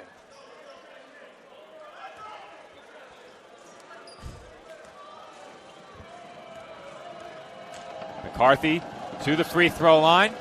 The Hawks have visited the line 12 times, including that last attempt.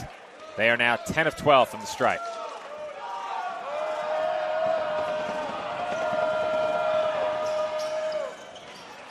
Two of 2 from the line for McCarthy. Hawks back in front by 16.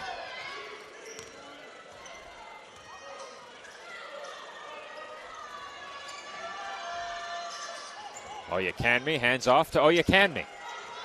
We have a lot of siblings on different CSI rosters. 3 different rosters off the top of my head. We have the Quijos, baseball, the Castros, and women's soccer, and of course the Oyekanmis in men's basketball. And you also, you want to know this yet for baseball season, but Bryce Waterman's brother is now a CSI Dolphin in baseball. So the Waterman brothers, but across 2 sports. We'll have to come up with a different catchphrase when his brother hits a home run. We have splash for Bryce. I think splash works too. If only there was a body of water beyond the outfield wall. Dolphins are whistled for a foul at the other end of the floor. Well, if the Dolphins play at the Ferry Hawk Stadium again, it'll work. That'll be a far shot, and it'll be very cold and windy. We are scheduled to cover games from Staten Island University Hospital Community Park. It's a mouthful, I know. I butchered it during our first broadcast there, but had a lot of practice since last year. We attended a couple of games there this season as well. I know you and our engineer tonight, Antino Cruciata, spent a lot of summer nights as VIPs at the Ferry Hawk games. We were treated to sweet tickets. Got a chance to hang out with the CSI Alumni Association. As far as they knew, Nino was an alum. Having some camera difficulties now, so we'll switch it over to the side view. And that shot attempt by McCarthy is good. So we'll track the action here from the courtside camera right now. And the ball's being tipped around. McCarthy comes away with it. And now the Hawks have possession. As Arbuckle dribbles up the court to McCarthy, into the corner to Morissette, and he misses the layup. Potentially a travel there that was missed. Back the other way now, and laying it up, or attempting to lay it up, but being blocked, but there was a foul there. Dolphins saying that was a clearing block. We'll wait here to see what's going on.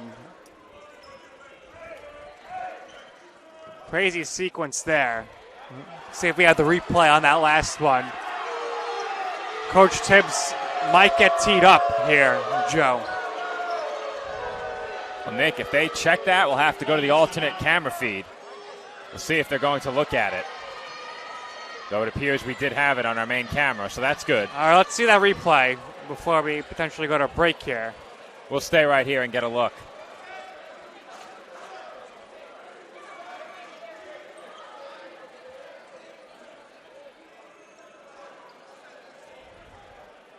Dolphins trailing by 18, and I think they're headed over, Nick. We got the replay ready to go. We're going to show it to them now. We will slow it down if we have to for them.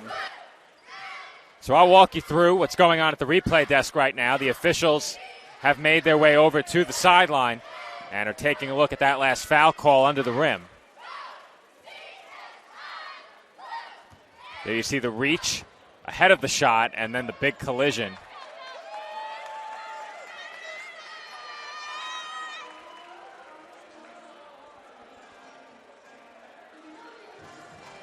They're about to cue it up once again and perhaps slow it down a bit more.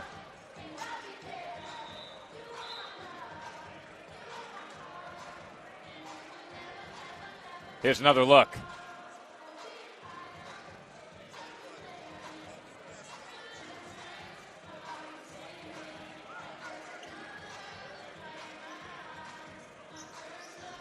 So it looks like the play in question was further back. So they're going to have to wind our main feed back.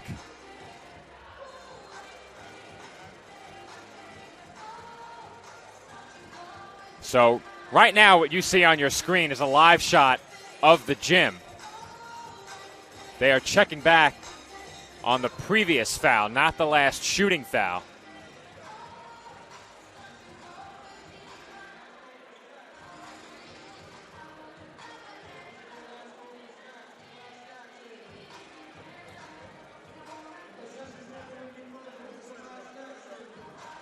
They're still looking at it as the foul occurred with the Dolphins possessing the ball. At least I thought so.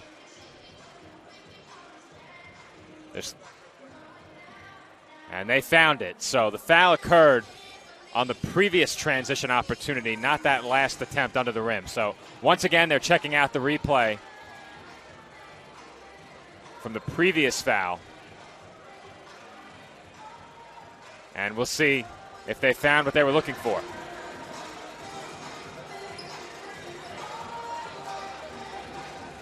Nick will fill us in once he gets back on headset. Well, they were looking for that last foul, Joe. I'm not sure if they were able to get what they were looking for there, as we had a mix of the two cameras. How convenient. As soon as our wireless video feed goes out, there's a call in question.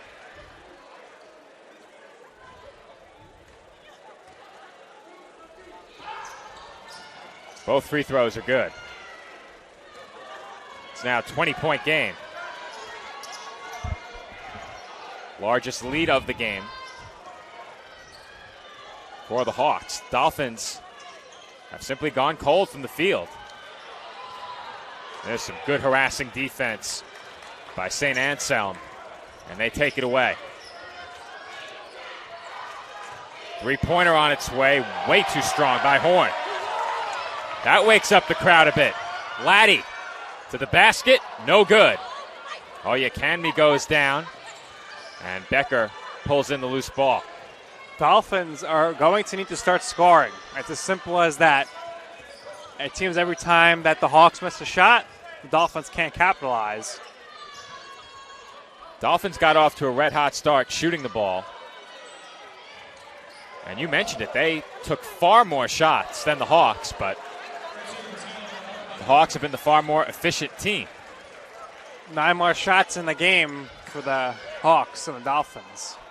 Clancy too strong on the three, and Horn has the rebound. Corner three on its way, and that is good. Zach Taylor from the right corner. It's now a 25-point game. Taylor taunting the fans after that one. Looked right into the stands. Clancy, step back jumper is good. And the Dolphins call timeout. So with that, we'll step aside and take a quick break. 10:15 to go in the second half. St. Anselm leads it, 70-47.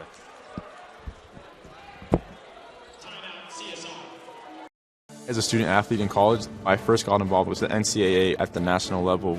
It was through the Student Athlete Advisory Committee, SAC, gave me an opportunity to advocate on behalf of all student athletes, to affect change and to make an impact. The NCAA is giving the student athlete a platform to voice their concerns and to be able to advocate for what's going to affect their well-being. The policies that are being put in place are speaking towards academics, they're speaking towards well-being, they're speaking towards fairness, creating a culture so that the student athletes have the best experiences possible.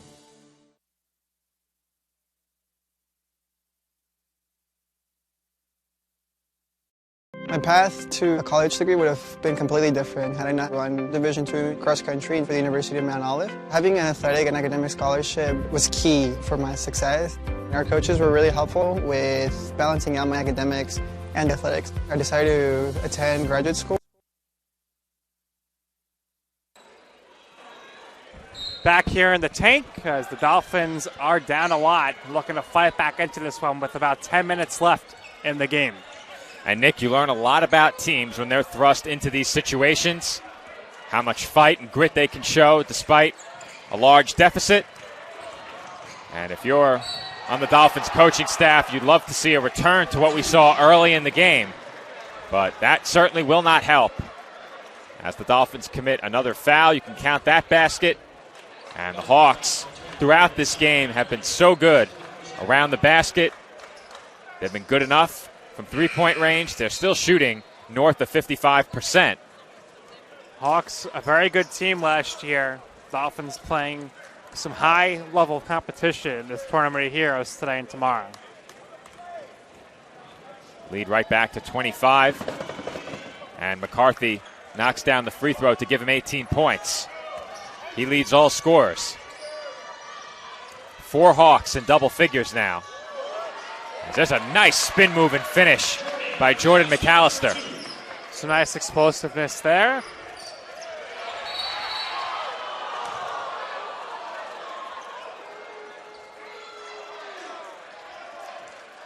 We had a foul call there. Fans not happy with that call, nor was J.J. Chestnut. Spectators certainly wanted to see a transition opportunity. Chestnut inbounds. And Waterman's shot is good. The fans of the Hawks, that is, wanting that transition chance. Dolphins are going to need some more defensive stops and some quick baskets. Dolphins will certainly look to trap. Good hands there, and Ziris hustles back and breaks up. It would have been an easy 2. Good defense by Ziris to get back and break that up. Like I said before, Nick, we'd love to see that kind of effort despite the deficit, and this game is far from over. Still over 9 minutes to play. But as you said, the Dolphins need stops. And right now, the Hawks cannot be stopped around the basket. Dolphins, it's few and far between now for when they're making stops and capitalizing on the offensive end. That time it was Jordan Horn on the inside.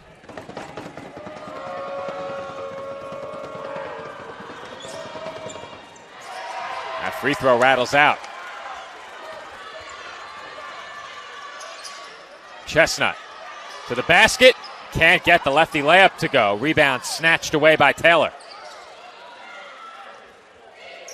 Dolphins retreat back on defense. And that's an offensive foul called against Matt Becker. He pushed off. Both teams high on the amount of fouls right now in this one. Dolphins with 9 and the Hawks with 7. McAllister attacks again, and he banks it in. Strong move to the basket by McAllister, and watch out. Jordan going flying into the stands there to try to break up that pass defensively. He's showing a lot of heart, a lot of effort, a lot of hustle right now in the last few minutes. Please don't fly into the camera, Jordan, please. That was close. McCarthy fakes, drives, and is whistled for an offensive foul. And who else but McAllister drawing the foul right now? McAllister giving the Dolphins a nice boost. And that foul is McCarthy's 4th. And he will have to come out of the game. That's huge for the Dolphins because McCarthy has certainly been a problem this afternoon, especially in the rebounding department. McCarthy has 4 fouls for St. Anselm. And for the Dolphins, Mallory and Adelaide Oyekanmi both have 4 fouls. And now Jordan McAllister has 3 straight baskets. The lead back down to 20. Dolphins showing some good fight here in the second half. But time is against them right now. Becker swings it for Arbuckle. Arbuckle to the basket, and the lefty layup rims out. Ziris has it. Ziris for Waterman, deep three-pointer, no good, it's just short. Rebound was tipped and brought in by Taylor.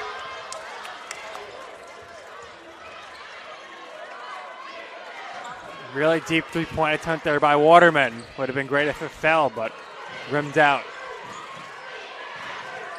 Taylor for 3. Off the back rim, and then the shot clock. Dolphins ball. We are inside of 8 minutes to go. Media timeout called. And we will be right back as the Dolphins look for a late surge, trailing by 20 with 7:27 on the clock. No, I'm right. The podcast that uncovers the origin stories of some of the biggest names in sports, media, and entertainment. Nick Durst here along with Joe Calabrese. Here we are, 200 episodes later, about 150 episodes with guests, our friends, soon to be your friends. Well, it's pretty clear, Joe, that it's all about You Know I'm Right, the podcast. That's my You Know I'm Right moment.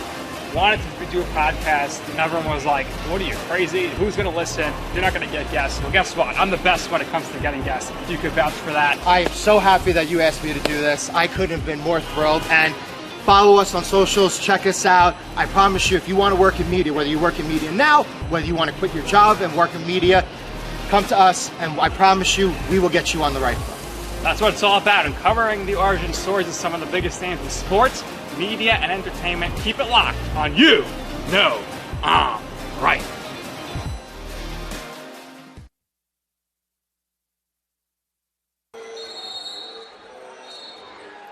And we are back from the tank with 7:27 on the clock. Dolphins trail by 20, but Nick, Dolphins have shown some very good energy these last couple of minutes, have chipped into this lead. The question is there enough time left to mount the comeback?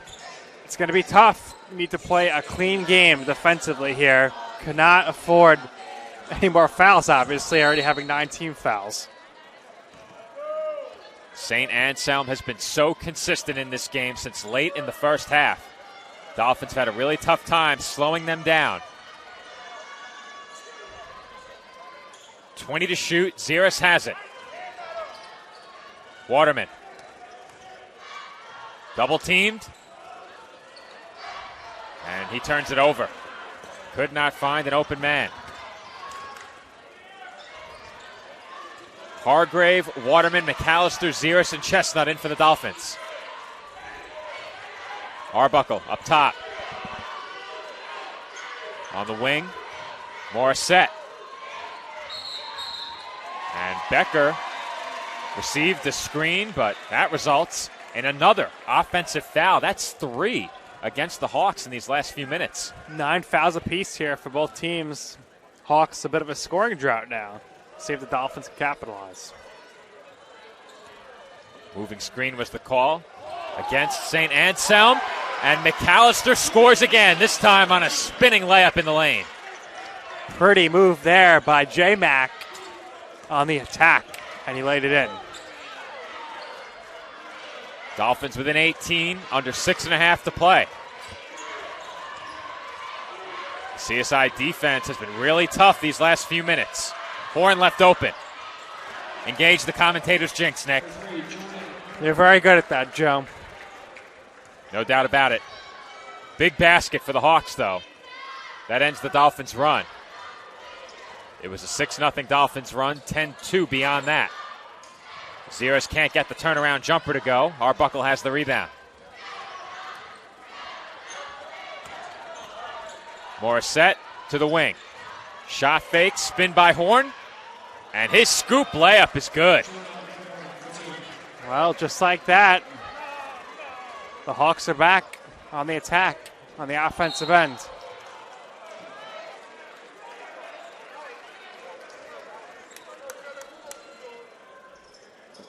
Let's see, Sean Hargrave in the game for the Dolphins. J.J. Chestnut to the line.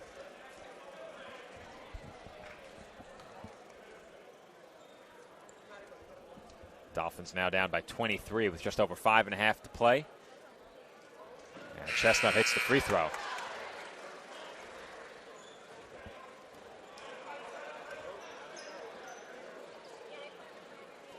Dolphins for the game shooting just north of 37%. And they've yet to hit a three-pointer in the second half. Check that. No, they have not. They have not hit a three. 0 for 5. Not as many attempts. Only 5. Definitely has been more of a attack towards the basket here. Mallory early in this half and McAllister since then. It looked like the Dolphins were trying to feature Mallory out of halftime, but he got into foul trouble. McAllister has given the offense some good minutes here in the second half. He's been the featured player over the last 3 or 4 minutes. Arbuckle stifled at the rim, but gets his own rebound and scores. Arbuckle's been a problem.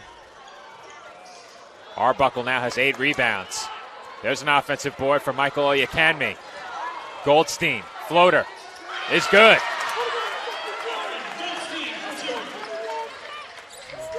Good job by Goldstein there to take it to the rim. Dolphins continuing to pressure the length of the court. And Goldstein is whistled for the 10th CSI team foul. Goldstein had a very nice first half in his CSI debut, had 8 points in the first half. That last basket, his first make in the second half. Chris Clancy's still the Dolphins' leading scorer. He has 11 on 4 of 8. 3 of 6 from beyond the arc in just 14 minutes. That free throw by Jaden Archer, too strong.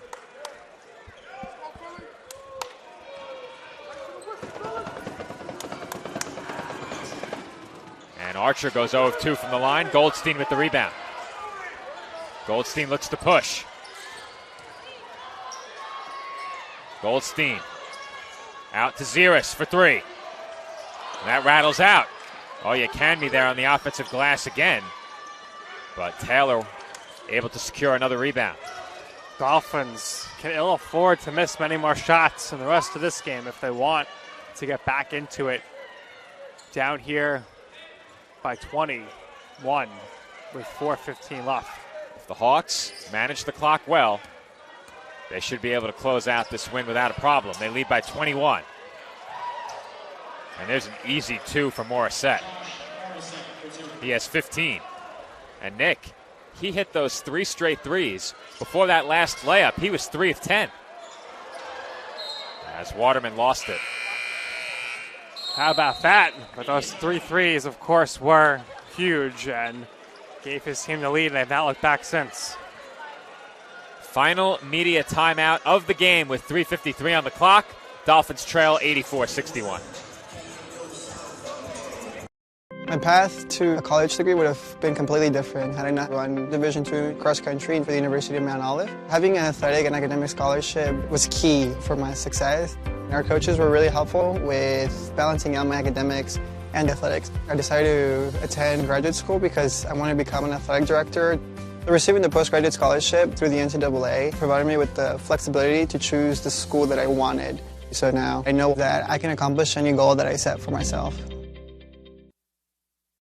My path to a college degree would have been completely different had I not run Division II cross country for the University of Mount Olive. Having an athletic and academic scholarship was key for my success. Our coaches were really helpful with balancing out my academics and athletics. I decided to attend graduate school because I wanted to become an athletic director. Receiving the postgraduate scholarship through the NCAA provided me with the flexibility to choose the school that I wanted. So now I know that I can accomplish any goal that I set for myself. And we are back from the College of Staten Island on this night 1 of the 2023 CSI Tournament of Heroes. Dolphins trail by 23 with 3:53 on the clock in the second half.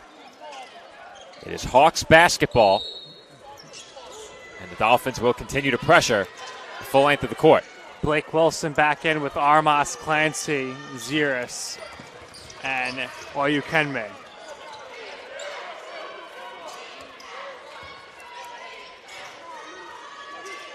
Hawks work it around the perimeter.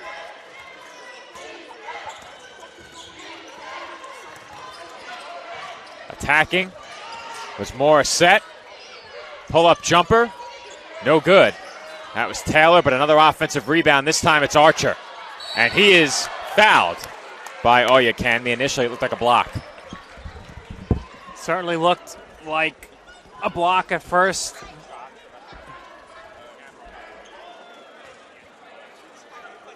But going to be a foul. And heading to the free throw line is going to be Jaden Archer.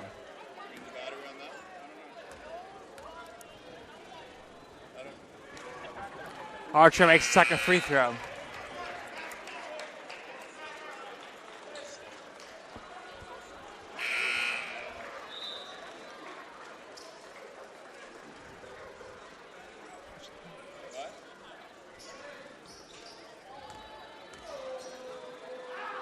Here comes the second free throw attempt by Archer, no good. Rebounded by Wilson. Armas to Ziris. Ziris to Armas for 3, no good. And rebounded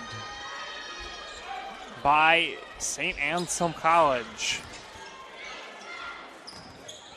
Anselm College with the ball. Morissette up top, they spin it around. With the ball now and driving to the basket as Riordan picks it out into the corner, and the shot by Morissette is no good. Armas with the ball now, and he dishes it to Clancy. Clancy driving a bit inside to Wilson, and Wilson lays it up and in. His first points as a Dolphin. Dolphins still pressing here. 2:22 left in this game. Armas with the ball, gets the steal, and unable to lay it in there was Blake Wilson.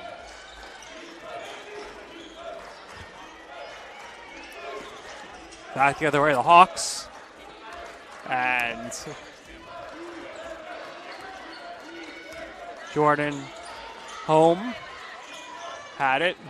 The shot attempt by Morissette is good. Another three-pointer from her.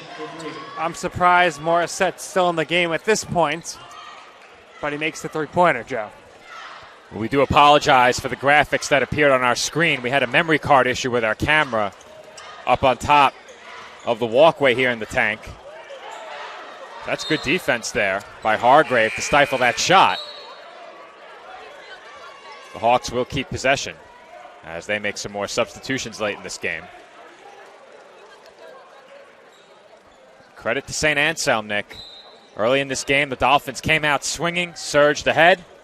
They had this building electrified, but the Hawks, as you said, weathered the storm. They took the lead into halftime and never looked back.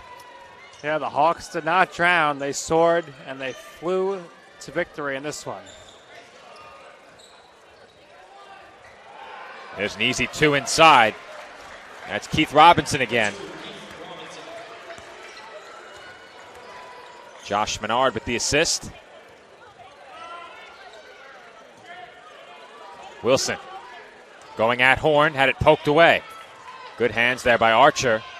And Clancy has another three.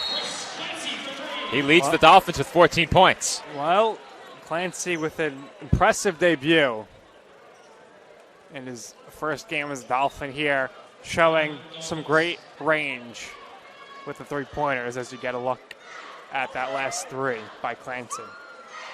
Ball poked away and a fortuitous bounce for Chris Clancy, who knocks down his fourth three-pointer of the game. Score 90-66 in favor of the Hawks. And with that, we'll look ahead to tomorrow's matchups.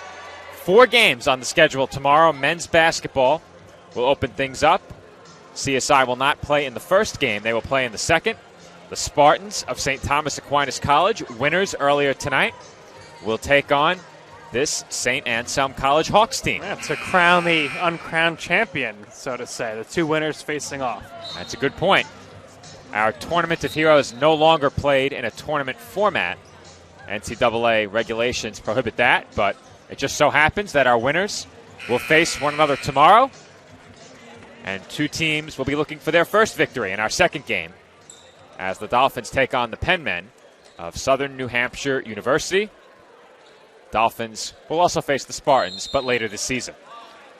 And after that, Joe, 2 women's basketball games kicking off the women's tournament. Women's Basketball Conference Challenge tips off tomorrow. Dolphins will play in the third game of the afternoon. Unfortunately, I have another obligation. I cannot be there for the women's games tomorrow, but Nick, you will have the call of the CSI game. Dolphins tip off their season against the University of Bridgeport. And I don't know if you looked at the 2 scores as Armas finishes a tough shot through contact. But, Nick, I don't know if you looked at the 2 scores the last time the Dolphins faced the Purple Knights, the last 2 games against them. Both very close. One of them went to double overtime. I believe you and I were on the call for that game. Yeah, a couple of big threes at the end of that for the Dolphins to force overtime, so should be an exciting game. Those 2 teams have played each other very close. And the Hawks can dribble out the final 20 seconds in this one, as they will pick up a win in their season opener over the College of Staten Island by a score of 92-69. The Dolphins fall to 0-1. And despite the final score, Nick, a lot of encouraging signs for the Dolphins in that first half. If you're the Hawks for about 3/4 of this game, you have to be incredibly happy with the way you played. Yeah, absolutely. No doubt about it. The effort was there, and oftentimes effort leads to the results, and that is exactly what happened. Great effort by the Hawks. The Dolphins will get another shot at win number 1 tomorrow. As I mentioned, the Dolphins will take on Southern New Hampshire University. That game will tip off at 2 p.m. Our 4 games tomorrow, 12 p.m., 2 p.m., 5 p.m., and 7 p.m. So if you're looking for men's basketball, tune in at noon. If you're waiting for the women's games, The CSI women's basketball team will tip off at 5 o'clock p.m. tomorrow. You can catch that game right back here on CSI Sportsnet. As always, a proud part of the ECC network. This has been Joe Foreman, my broadcast partner tonight, Nick Durst, our engineers, Antonino Cruciata and Asanatu Afriju, our camera operators, Pat Gialorenzo and Brendan Wold. Thank you all for watching. We'll see you again tomorrow as the Dolphins complete the Tournament of Heroes and tip off the 2023 Conference Challenge.